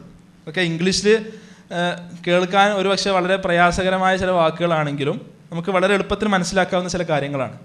അതായത് ഇന്നത്തെ പ്രപഞ്ചത്തെ സംബന്ധിച്ച് നേരത്തെ നദീം ഒരുപാട് കാര്യങ്ങളോട് പറഞ്ഞത്. ഒരു ഉദാഹരണം പറയുകയാണെങ്കിൽ വളരെ ഫൈൻ ട്യൂൺഡാണ് ഈ പ്രപഞ്ചം എന്ന് പറയുന്നത്. എന്താണ്, വളരെ കൃത്യമായി സംവിധാനിക്കപ്പെട്ട പ്രപഞ്ചം. അതായത് പ്രോട്ടോൺ, നമുക്കറിയാം അടിസ്ഥാനപരമായ ഘടകങ്ങളാണ് പ്രോട്ടോൺ, ഇലക്ട്രോൺ, ന്യൂട്രോൺ എന്നൊക്കെ പറഞ്ഞത്. പ്രോട്ടോണിൻ്റെ മാസ് ഇലക്ട്രോണിൻ്റെ മാസിനേക്കാളും 1836.153 തവണയാണ്. പ്രോട്ടോണിൻ്റെ മാസ്, പ്രോട്ടോണിൻ്റെ പിണ്ഡം എന്ന് പറയുന്നത് ഇലക്ട്രോണിൻ്റെ മാസിനേക്കാളും 1836.153 തവണയാണ്. ഇതിങ്ങനെ അല്ലെങ്കിൽ, ഇത് ഇത്ര തവണ അല്ലെങ്കിൽ എന്തുണ്ടാവില്ല, ഇത് രണ്ടും കൂടി ചേർന്ന് എന്തുണ്ടാവില്ല, എനർജി ഉണ്ടാവില്ല. അങ്ങനെ ഈ പ്രപഞ്ചം തന്നെ എന്ത് ചെയ്യില്ല, ആറ്റംസ് ഉണ്ടാവില്ല, പ്രപഞ്ചം തന്നെ ഉണ്ടാവില്ല. ഇത് ഇത്ര തവണ, ഇത് ഇത്രമാത്രം കൃത്യമായ ഒരു നമ്പർ, ഈ നമ്പറിന് ചെറിയൊരു മാറ്റം വന്നാൽ ഇതെങ്ങനെ സംഭവിച്ചു എന്ന് ചോദിച്ചാൽ, എന്തില്ല, ശാസ്ത്രത്തിന് ഉത്തരമില്ല.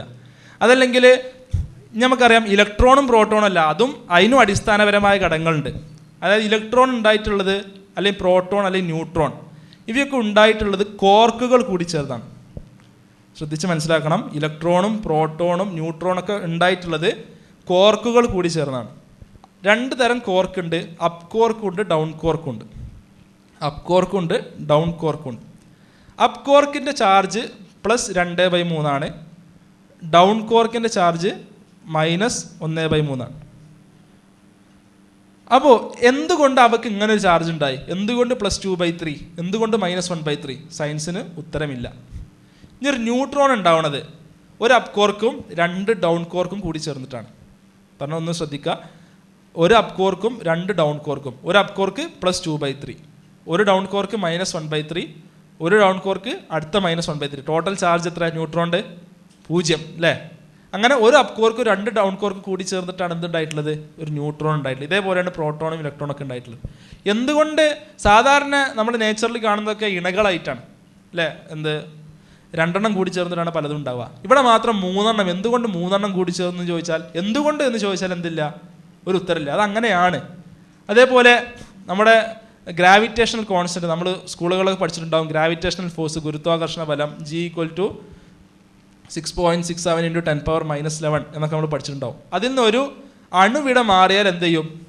ഒരല്പം ആ ഗുരുത്വാകർഷണ ബലം കൂടിയിരുന്നെങ്കിൽ, ഗുരുത്വാകർഷണ ബലം അല്പം കൂടിയിരുന്നെങ്കിൽ നമ്മളെല്ലാവരും പരസ്പരം ഇടിച്ച് എന്ത് ചെയ്യും? ഈ പ്രപഞ്ചം തന്നെ മൊത്തം എല്ലാ ഗ്രഹങ്ങളും അല്ലെങ്കിൽ എല്ലാ സെലസ്റ്റിയൽ ബോഡീസും പരസ്പരം ഇടിച്ച് ക്രാഷ് ചെയ്യുന്നൊരവസ്ഥ ഉണ്ടാവും. അല്പം കുറഞ്ഞിരുന്നെങ്കിൽ എന്തുണ്ടാവും? ഈ പ്രപഞ്ചത്തിൻ്റെ ഉത്ഭവ സമയത്ത്, ബിഗ് ബാങ്ങിൻ്റെ സമയത്ത് എല്ലാം പെട്ടെന്ന് അകലേക്ക് പോയി ഒരു സ്റ്റാറുകളൊന്നും ഇല്ലാത്ത അവസ്ഥ ഉണ്ടാവും. ആ വാല്യൂ അത്രമാത്രം കൃത്യമായത് കൊണ്ടാണ് എന്തുള്ളത്? ഇന്ന് ഈ സ്റ്റാറുകളൊക്കെ ഉള്ളത്. ആ വാല്യൂ ഒരു അല്പം മാറിയിരുന്നെങ്കിൽ എന്തുണ്ടാവില്ല?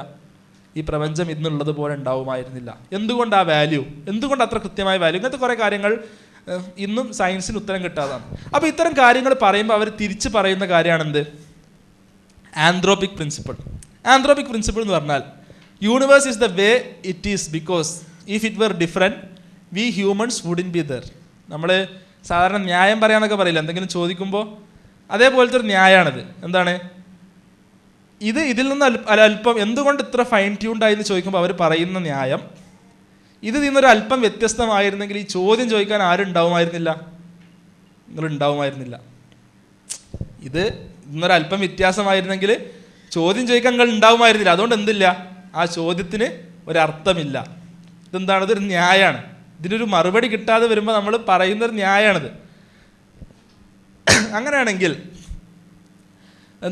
ആന്ത്രോപിക്കലി speaking, if we are here, നമ്മളിവിടെ ഉണ്ടായത് കൊണ്ട് the parameters have to be what they are. ആ പാരാമീറ്റേഴ്സൊക്കെ അതുപോലെ ആയിരിക്കണം, എങ്കിലേ എന്തുണ്ടാവുള്ളൂ? നമ്മളിവിടെ ഉണ്ടായതുകൊണ്ട് എന്താവണം? ഈ പാരാമീറ്റേഴ്സൊക്കെ അതേപോലെ ആവണം എന്നുള്ളൊരു ന്യായം മാത്രമാണ് അവർക്ക് പറയാനുള്ളത്. അങ്ങനെയാണെങ്കിൽ തിരിച്ചൊരു ചോദ്യം ചോദിക്കാനുള്ളത്, ഇങ്ങനെയാണെങ്കിൽ ഒരു ഉദാഹരണം, ഒരു 65 മില്യൺ വർഷങ്ങൾക്ക് മുമ്പ്, 65 മില്യൺ വർഷങ്ങൾക്ക് മുമ്പ് ഭൂമിയിൽ ആരുണ്ടായിരുന്നത്? ഡിനോസറുകളാണ് ഉണ്ടായിരുന്നെന്നാണ് സയൻസ് പറയുന്നത്. ഡിനോസറുകൾ അവരെ എന്തോ ആസ്റ്റിറോയിഡ്സോ അല്ലെങ്കിൽ എന്തോ ഉൽക്കകളൊക്കെ ഭൂമിയിൽ വന്ന് ഭൂമിയുമായി കൂട്ടിയിടിച്ചിട്ടാണ് ഡിനോസറുകൾക്ക് വംശനാശം സംഭവിച്ചതെന്ന് പറയുന്നു.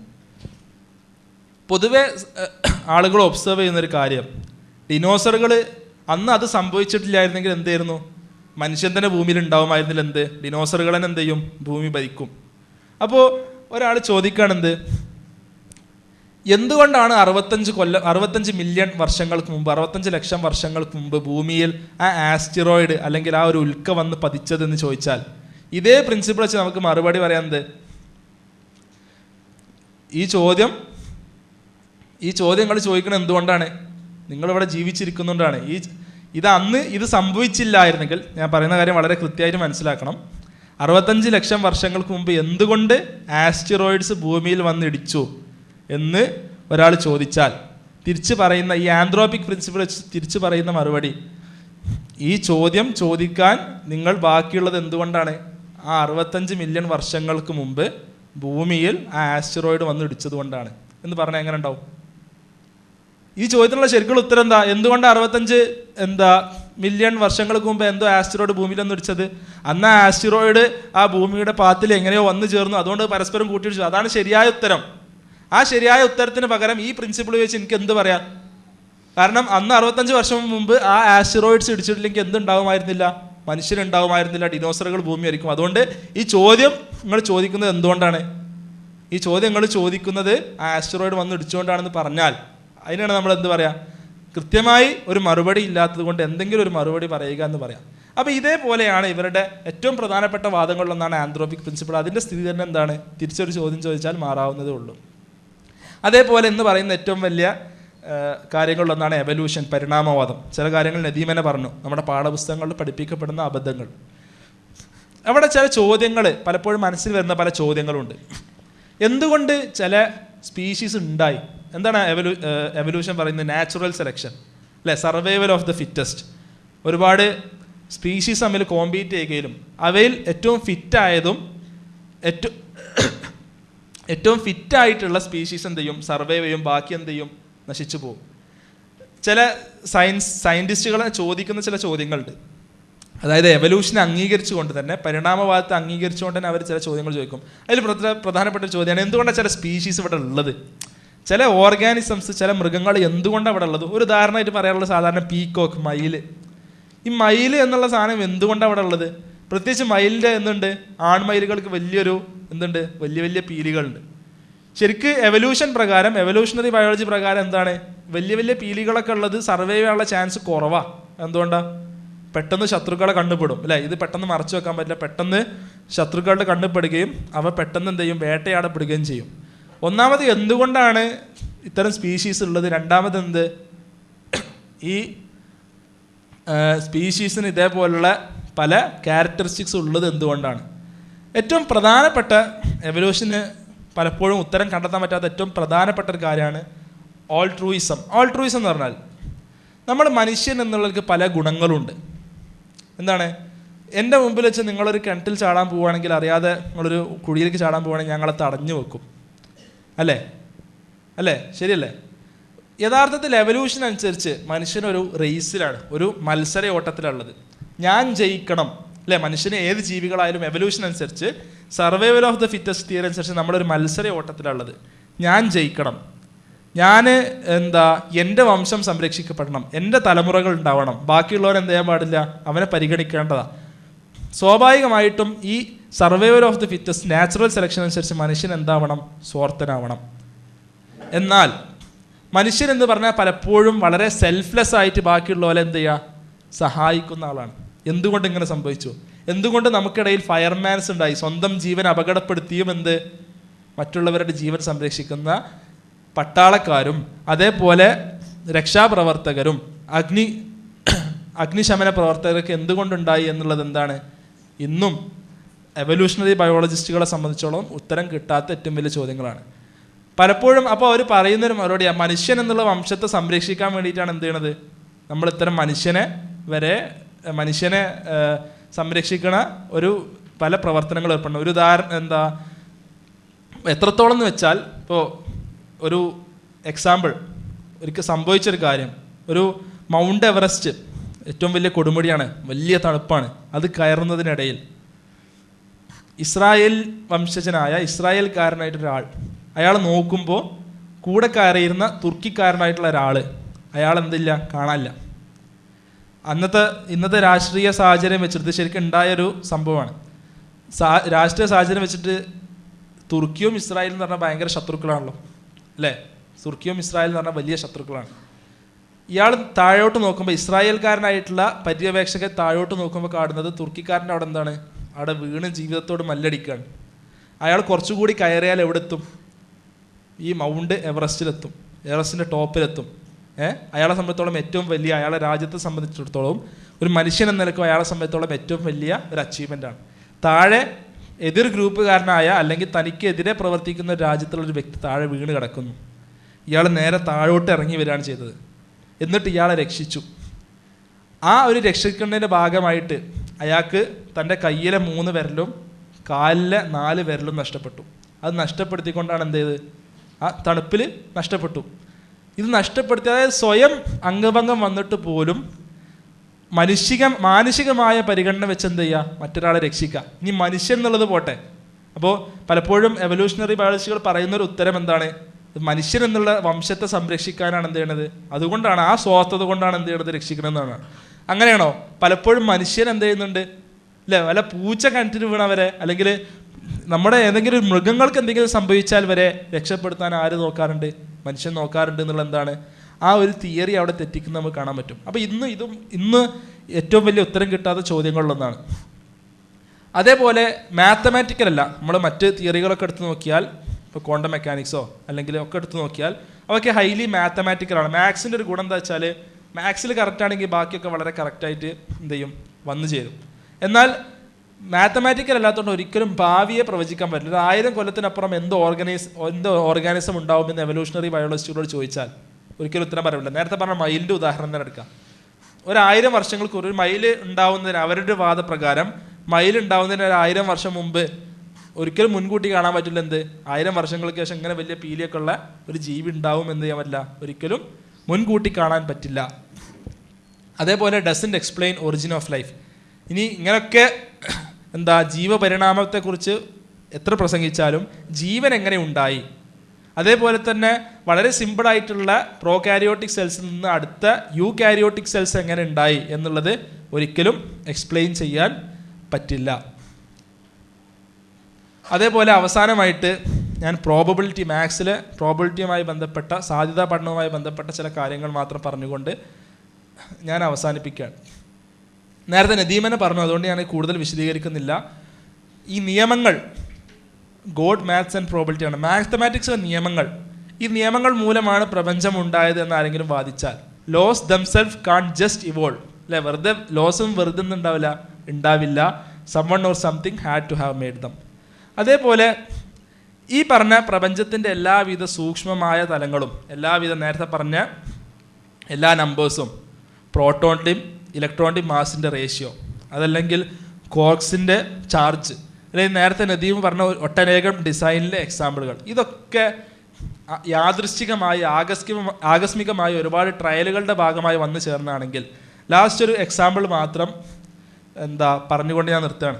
വളരെ ഫേമസ് ആയിട്ടുള്ളൊരു എക്സാമ്പിളാണ് ഹാംലെറ്റ് എന്ന് പറയുന്ന ഷേക്സ്പിയറിൻ്റെ കൃതി. വളരെ ഫേമസ് ആയിട്ടുള്ളൊരു നാടകമാണ്. ആ നാടകം ഒരു കുരങ്ങന് ടൈപ്പ് റൈറ്റർ കൊടുത്തു എന്ന് വിചാരിക്കാം. കുരങ്ങൻ്റെ അടുത്ത് ടൈപ്പ് റൈറ്റർ കൊടുത്തു. ആ കുരങ്ങ് ഇങ്ങനെ ടൈപ്പ് ചെയ്തുകൊണ്ടേയിരിക്കുകയാണ്. ഇങ്ങനെ ടൈപ്പ് ചെയ്ത് കുറേ കാലം ടൈപ്പ് ചെയ്ത് അതിലൊരു ഹാംലെറ്റ് ഉണ്ടാവാൻ, അല്ലെങ്കിൽ നമ്മുടെ ഒരു മഹാഭാരത രാമായണമൊക്കെ ഉണ്ടാവാൻ ഉള്ള സാധ്യത എന്താ അല്ലേ? ഒന്നുമില്ല എന്ന് നമുക്ക് പറയേണ്ടി വരും. ഒന്നും വേണ്ട, നമുക്ക് ഹാംലെറ്റ് മുഴുവൻ കിട്ടണ്ട, അതിലൊരു സെൻറ്റൻസ് മാത്രം എടുക്കാം. ആ സെൻറ്റൻസാണ് ഞാനവിടെ കൊടുത്തിട്ടുള്ളത്. To be or not to be, that is a question. വളരെ ഫേമസ് ആയിട്ടുള്ള ഹാംലെറ്റിലൊരു സെൻറ്റൻസ് ആണ് to be or not to be, what is a question, that is the question. ഈ ഒരു സെൻറ്റൻസ് മാത്രം, ഈ സെൻറ്റൻസിൽ എത്ര ഉണ്ട്? നമുക്കൊരു ടൈപ്പ് റൈറ്ററിൽ എത്ര? 26 അക്ഷരം, ഒരു സ്പേസ് ബാറും 5 സാധാരണയായിട്ട് നമ്മൾ ഉപയോഗിക്കുന്ന കോമ, ഫുൾ സ്റ്റോപ്പ് പോലുള്ള കാര്യങ്ങളടക്കം ഒരു 32 കീസ് ഉള്ള ഒരു ടൈപ്പ് റൈറ്റർ. ആ ടൈപ്പ് റൈറ്ററിൽ ഇതിപ്പോൾ 41 കീ സ്ട്രോക്സ് ആണ് ഇത് ടൈപ്പ് ചെയ്യുകയാണെങ്കിൽ വേണ്ടി വരിക. 41 കീ സ്ട്രോക്സ്. ഈ 41 കീ സ്ട്രോക്സ് ഇതേ ഓർഡറിൽ ഒരു കുരങ്ങൻ ടൈപ്പ് ചെയ്യാനുള്ള സാധ്യത എന്താണ് എന്നാണ് നമ്മൾ ചെക്ക് ചെയ്യാൻ പോകുന്നത്. അപ്പോൾ ആദ്യത്തെ അക്ഷരം ടി എന്നുള്ള അക്ഷരം മാത്രം കറക്റ്റായി കിട്ടാനുള്ള സാധ്യത എത്രയാണ്? ഞാൻ ഇനി പറയുന്നത് കുറച്ച് കണക്കാണ്. കണക്കിൽ എല്ലാവർക്കും താല്പര്യം ഉണ്ടോയെന്ന് അറിയില്ല, എന്തായാലും ഒന്ന് ചിന്തിക്കാം. 32 അക്ഷരങ്ങളുണ്ട് അല്ലേ? 32 അക്ഷരങ്ങളിൽ ടി എന്നുള്ളത് ആദ്യം കിട്ടാനുള്ള ചാൻസ് എത്രയാണ്? 32-ൽ 1, ശരിയല്ലേ? ടി എന്നുള്ളത് മാത്രം to be or not to be എന്നുള്ളതിൽ ഫസ്റ്റ് ടി കിട്ടാനുള്ളത് 1/32, 32-ൽ 1. ഇനി ടിയും ഓയും രണ്ടും ഒപ്പം കറക്റ്റായി കിട്ടാനുള്ള ചാൻസ് എത്രയാണ്?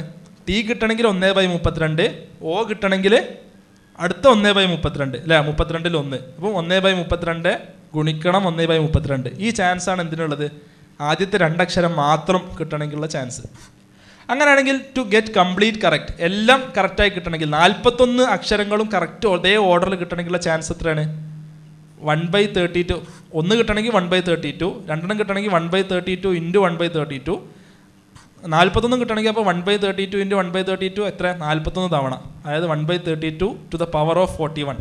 അതിൻ്റെ വാല്യൂ ആണ് താഴെ കൊടുത്തത് 1/5 ഇൻറ്റു 10^61. 1/5, 5.14 1/4 ഒക്കെ നമുക്ക് ഒഴിവാക്കിയിട്ട് 5 ഇൻറ്റു 10^61. അത്ര മാത്രമാണ് എന്ത് ഈ ഒരു ഒറ്റ സെൻറ്റൻസ് കിട്ടാനുള്ള പ്രോബിലിറ്റി. ഇനി നമുക്ക് കണക്ക് ഒന്നുകൂടി നമുക്കൊന്ന് വിശാലമാക്കാം, കുറച്ചുകൂടി എളുപ്പമാക്കി കൊടുക്കാം. നമ്മൾ അസ്യൂം ചെയ്യുക വളരെ എഫിഷ്യൻ്റ് ആയിട്ടുള്ളൊരു കുരങ്ങനാണ്, വളരെ എഫിഷ്യൻ്റ് ആയിട്ടുള്ളൊരു മങ്കിയാണ്. ആ മങ്കി എന്ത് ചെയ്യുന്നുണ്ട്? ഒറ്റ സെക്കൻഡ് കൊണ്ട് 41 അക്ഷരങ്ങൾ ടൈപ്പ് ചെയ്യുന്നുണ്ട്. 41 അക്ഷരങ്ങൾ, ഏതെങ്കിലും 41 അക്ഷരങ്ങൾ ഒറ്റ സെക്കൻഡ് കൊണ്ട് എന്ത് ചെയ്യുന്നുണ്ട്? ടൈപ്പ് ചെയ്യുന്നുണ്ട്. ഒരു സെക്കൻഡ് കൊണ്ട് കിട്ടാനുള്ള പ്രോബിലിറ്റിയാണ് എന്ത്? 1/30⁻41. അങ്ങനെയാണെങ്കിൽ അപ്പോൾ ഒരിക്കലും കിട്ടാതിരിക്കാനുള്ള പ്രോബിലിറ്റി എന്താണ്? ഒരു സെക്കൻഡ് കൊണ്ട് കിട്ടാതിരിക്കാനുള്ള പ്രോബിലിറ്റി 1 പ്രോബിലിറ്റി എത്ര ആൾക്കാർ പഠിച്ചിട്ടുണ്ടെന്ന് എനിക്കറിയില്ല. 1 - 1/30⁻41. ഇനി കുരങ്ങനെ ഒരു സെക്കൻഡ് അല്ല, ഒരു സെക്കൻഡ് ആണെങ്കിലാണല്ലോ ഈ പ്രശ്നം. ഒരു മിനിറ്റ് കൊടുത്തു എന്ന് വിചാരിച്ചാൽ, ഒരു മിനിറ്റ് ആണെങ്കിൽ എന്ത് ചെയ്യും? 1 - 1/30⁻41 അല്ലേ? 60 സെക്കൻഡ് കൂടിയതാണ് ഒരു മിനിറ്റ്.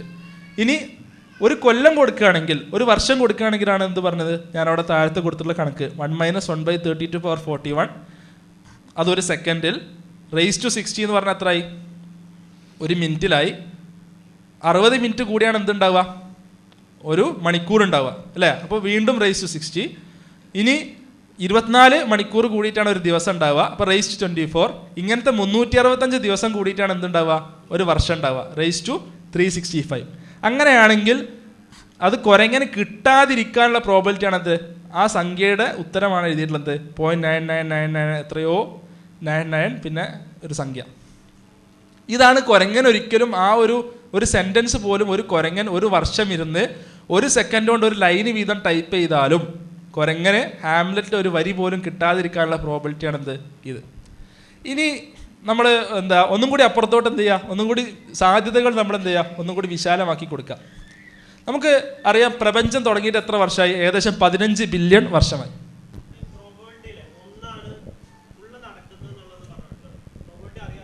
ഓക്കെ. അതായത് പ്രോബിലിറ്റിയിൽ ഒരു കാര്യം നടക്കാനുള്ള സാധ്യത, അതായത് വളരെ സിമ്പിളായി പറയുകയാണെങ്കിൽ, ഞാനൊരു ടോസ് ഇട്ടു. ഒരു സാധാരണ എപ്പോഴും പറയാറുള്ള ഉദാഹരണമാണ്.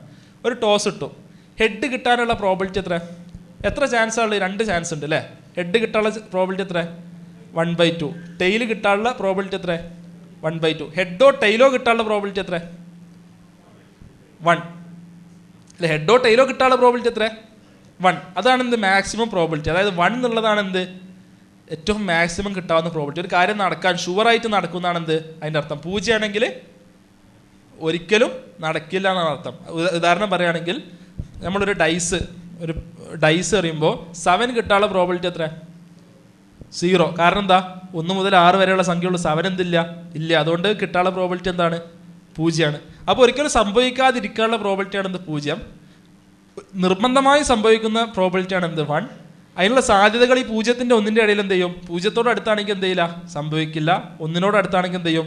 സംഭവിക്കാനുള്ള ചാൻസ് കൂടിക്കൊണ്ടേയിരിക്കും. അതായത് ഇപ്പോൾ നമ്മൾ കൊടുത്തത് ഇപ്പോൾ ഏതെങ്കിലും നിരീക്ഷവാദികൾ പറയുകയാണെന്ത്? സമയം പോരാ, ഒരു വർഷം എന്നൊക്കെ പറഞ്ഞാൽ പ്രപഞ്ചവുമായി കമ്പയർ ചെയ്യുമ്പോൾ എന്താണ് അല്ലേ? വളരെ ചെറിയ കാലയളവാണ്. ഒരു കൊല്ലം എന്ന് പറയുന്നത് ഒന്നുമല്ല. 15 ബില്യൺ വർഷമായിട്ടുണ്ട് ഈ പ്രപഞ്ചം ഉണ്ടായിട്ട്. നമ്മൾ എന്ത് ചെയ്യുക? 17 ബില്യൺ കൊടുക്കുക. 17 ബില്യൺ 1700 കോടി വർഷങ്ങൾ ഉണ്ടെങ്കിൽ എന്ത് ചെയ്യണം? ഈ ഇയേഴ്സും കൂടി 1700 crores കൂടി ഇട്ടാൽ എന്ത് കിട്ടും? കുറച്ചുകൂടി നേരത്തെ ഇതിന് ഒരു 129 എന്ത് ചെയ്തിട്ടുണ്ട്? ഇവിടെ കുറഞ്ഞിട്ടുണ്ട്. കുറച്ചും കൂടി സാധ്യത ഉണ്ട് എന്ത് ചെയ്യാൻ? കുരങ്ങൻ ടൈപ്പ് ചെയ്യാൻ. ഇനി വിചാരിക്കുകയാണെന്ത്? ഇങ്ങനത്തെ ഒരു കുരങ്ങനാണുള്ളത്, അതുകൊണ്ടാണ് ഈ പ്രശ്നങ്ങൾ മുഴുവൻ. ഇങ്ങനത്തെ കുറേ കുരങ്ങന്മാരുണ്ടെങ്കിലോ? ഒരു കുരങ്ങനായതുകൊണ്ടാണ് കിട്ടാത്തത്. ഇങ്ങനെ കുറേ കുരങ്ങന്മാരുണ്ടെങ്കിലോ? ഇനി എത്ര കുരങ്ങന്മാരുണ്ട്? നമുക്കൊരു 1700 കോടി ഗാലക്സികൾ ഉണ്ട് എന്ന് സങ്കല്പിക്കുക. 1700 കോടി ഗാലക്സികൾ ഈ പ്രപഞ്ചത്തിലുണ്ടെന്ന് സങ്കല്പിക്കുക. ഓരോ ഗാലക്സിയിലും 1700 കോടി ഗ്രഹങ്ങൾ ഉണ്ടെന്ന് സങ്കല്പിക്കാം. 1700 കോടി ഗാലക്സികൾ, ഓരോന്നിലും 1700 കോടി ഗ്രഹങ്ങൾ. അതിൽ ഓരോ ഗ്രഹത്തിലും 1700 കോടി കുരങ്ങന്മാർ വീതം ഇങ്ങനെ ടൈപ്പ് റൈറ്ററുമായി ഇരിക്കുന്നുണ്ടെന്ന് സങ്കല്പിക്കാം.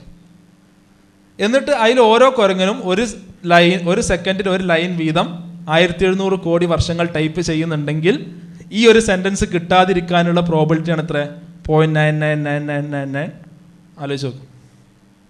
അങ്ങനെയാണെങ്കിൽ നമുക്ക് സ്വാഭാവികമായിട്ടും ഏറ്റവും അവസാനമായി ചോദിക്കാനുള്ളത്, ഷേക്സ്പിയറിൻ്റെ പ്രസിദ്ധമായ നാടകത്തിലെ ഒരു വരി പോലും ഒരിക്കലും ചാൻസിലൂടെ ബൈ ചാൻസ് വരില്ല എങ്കിൽ ആ ഷേക്സ്പിയറിനെ തന്നെ ബൈ ചാൻസ് ഉണ്ടായതാണ് എന്ന് പറയുന്നതിൽ എന്ത് യുക്തിയാണ് ഉള്ളത് എന്നാണ് ഏറ്റവും അവസാനമായിട്ട് ചോദിക്കാനുള്ളത്. സാധാരണ ഈ വിഷയവുമായി ബന്ധപ്പെട്ട് ഞാൻ അവസാനം പറയാറുള്ള ഒരു ഉദാഹരണമുണ്ട് അല്ലേ. ഒരു മരുഭൂമിയിലൂടെ സഞ്ചരിച്ചു കൊണ്ടിരിക്കുമ്പോൾ, ഞാനും എൻ്റെ നിരീശ്വരവാദിയായ സുഹൃത്തും ഒരു മരുഭൂമിയിലൂടെ സഞ്ചരിച്ചു കൊണ്ടിരിക്കുമ്പോൾ ഞങ്ങൾക്ക് അവിടുന്ന് ഏറ്റവും നല്ല ഒരു iPhone 5s അല്ലെങ്കിൽ 6s കിട്ടും. ആ iPhone 6s കിട്ടിയപ്പോൾ ഞാനിങ്ങനെ എൻ്റെ യുക്തി വെച്ച് ചിന്തിക്കുകയാണെന്ത്, ഈ iPhone ഉണ്ടായിട്ടുള്ളത് എന്തിൽ നിന്നാണ്? അത് പ്ലാസ്റ്റിക്കിൽ നിന്നും ഗ്ലാസ്സിൽ നിന്നും പിന്നെ സിലിക്കണിൽ നിന്നുമാണ് എന്ത് ചെയ്തിട്ടുള്ളത് ഉണ്ടായിട്ടുള്ളത്. സിലിക്കൺ എന്നാണ് പ്രൊസസ്സറൊക്കെ ഉണ്ടാവുന്നത്. ഈ സിലിക്കൺ കിട്ടുന്നത് എവിടെ നിന്നാണ്? സിലിക്കൺ കിട്ടുന്നത് സിലിക്കയിൽ നിന്നാണ്, അതായത് മണലിൽ നിന്നാണ് കിട്ടുന്നത്. അതേപോലെ പ്ലാസ്റ്റിക് എവിടെ നിന്നാണ് കിട്ടുന്നത്? പ്ലാസ്റ്റിക് ക്രൂഡ് ഓയിലിൻ്റെ ബൈ പ്രൊഡക്റ്റായിട്ട് പെട്രോളിയത്തിൽ നിന്ന് എന്ത് ചെയ്യും? പ്ലാസ്റ്റിക് കിട്ടും. അങ്ങനെയെങ്കിൽ ഈ മണലാരണ്യത്തിൽ ഒരുപാട് ആവശ്യത്തിൽ കൂടുതൽ മണലുണ്ട്. ഇതിങ്ങനെ കുഴിച്ച് താഴോട്ട് ചെന്നാൽ എന്തുണ്ട്? അവിടെ ഒരുപാട് എണ്ണയും കിട്ടും, ക്രൂഡ് ഓയിലും കിട്ടും, പെട്രോളിയം കിട്ടും. ഇങ്ങനെ കോടിക്കണക്കിന് വർഷം എന്തൊക്കെയോ പ്രോസസ്സുകളുടെ ഭാഗമായിട്ട് ഈ ക്രൂഡ് ഓയിൽ എങ്ങനെയൊക്കെയോ പുറത്തോട്ട് വരികയും അതെങ്ങനെയോ എന്തായി മാറുകയും അത് പ്ലാസ്റ്റിക്കായി മാറുകയും ഈ സിലിക്കണിൽ നിന്ന് ഗ്ലാസ് ഉണ്ടാവുകയും ഈ സിലിക്കണിൽ നിന്ന് എന്തുണ്ടാവുകയും ഇതിൻ്റെ പ്രൊസസ്സർ ഈ മണലിൽ നിന്ന് ഉണ്ടാവുകയും ഇതിങ്ങനെ എങ്ങനെയോ കോടിക്കണക്കിന് വർഷം എടുത്തോട്ടെ ഇങ്ങനെ കൂടിച്ചേർന്ന് എന്തായി മാറി? ഒരു iPhone 6s ആയി ഇവിടെ കിടക്കുകയാണ് എന്ന് പറഞ്ഞാൽ കൂടെ സഞ്ചരിക്കുന്ന നിരീശ്വരവാദിയായ സുഹൃത്ത് പറയുന്നത്, എനിക്കെന്താണ് നേരത്തെ ബാസിൽ പറഞ്ഞ പോലെ എന്താണ്, നീ ഒരു പൊട്ടനാണ്, നിനക്കെന്താണ് ഭ്രാന്താണ്, ഇത് വഴിയിൽ കൂടി കടന്നുപോയ ആരോ ഇവിടെ എന്ത് ചെയ്ത് പോയതാണ്, അയാളുടെ ഇവിടുന്ന് വീണ് പോയൊരു സാധനമാണെന്ന് വ്യക്തമല്ലേ എന്ന് പറഞ്ഞതുപോലെ ഈ പ്രപഞ്ചത്തിൽ നേരത്തെ നമ്മുടെ ഫിത്രത്തിനെ തൊട്ടുണർത്തുന്ന, നമ്മളിലുള്ള പ്രാപഞ്ചിക സൃഷ്ടാവിലുള്ള വിശ്വാസത്തെ തൊട്ടുണർത്തുന്ന ഒരുപാട് കാര്യങ്ങൾ നമ്മുടെ പ്രപഞ്ചത്തിന് ചുറ്റുമുണ്ടായിട്ടും അതിനെല്ലാം കണ്ണടച്ച് അതിനെല്ലാം യാദൃശ്ചികതയുടെ ഭാഗമായി കാണുന്നത് എന്താണ്? അത് കേവലം വിഡ്ഢിത്തവും അത് ഒരിക്കലും യുക്തിക്ക് യോജിച്ചതുമല്ല എന്നാണ് പറയാനുള്ളത്. അവസാനമായിട്ട് ഈ വിഷയത്തിൻ്റെ ഉദ്ദേശം എന്ന് പറയുന്നത്, ശാസ്ത്രം എന്ന് പറയുന്നത് ആരുടെയും കുത്തകയല്ല. ശാസ്ത്രം എന്ന് പറയുന്ന അവർ വാദിക്കുന്നത് പോലെ അത് എയ്ത്തിസത്തിന്, നിരീശ്വരവാദത്തിന് ഒരു പര്യായ പദമല്ല എന്നുള്ളത് നമ്മൾ കൃത്യമായി മനസ്സിലാക്കുകയും അവരുടെ അജണ്ടകൾ കൃത്യമായി മനസ്സിലാക്കുകയും വേണം. ഇവിടെ അവസാനിപ്പിക്കുകയാണ്. ആഖിറു ദഅ്വാനാ അൽഹംദുലില്ലാഹി റബ്ബിൽ ആലമീൻ. അസ്സലാമു അലൈക്കും.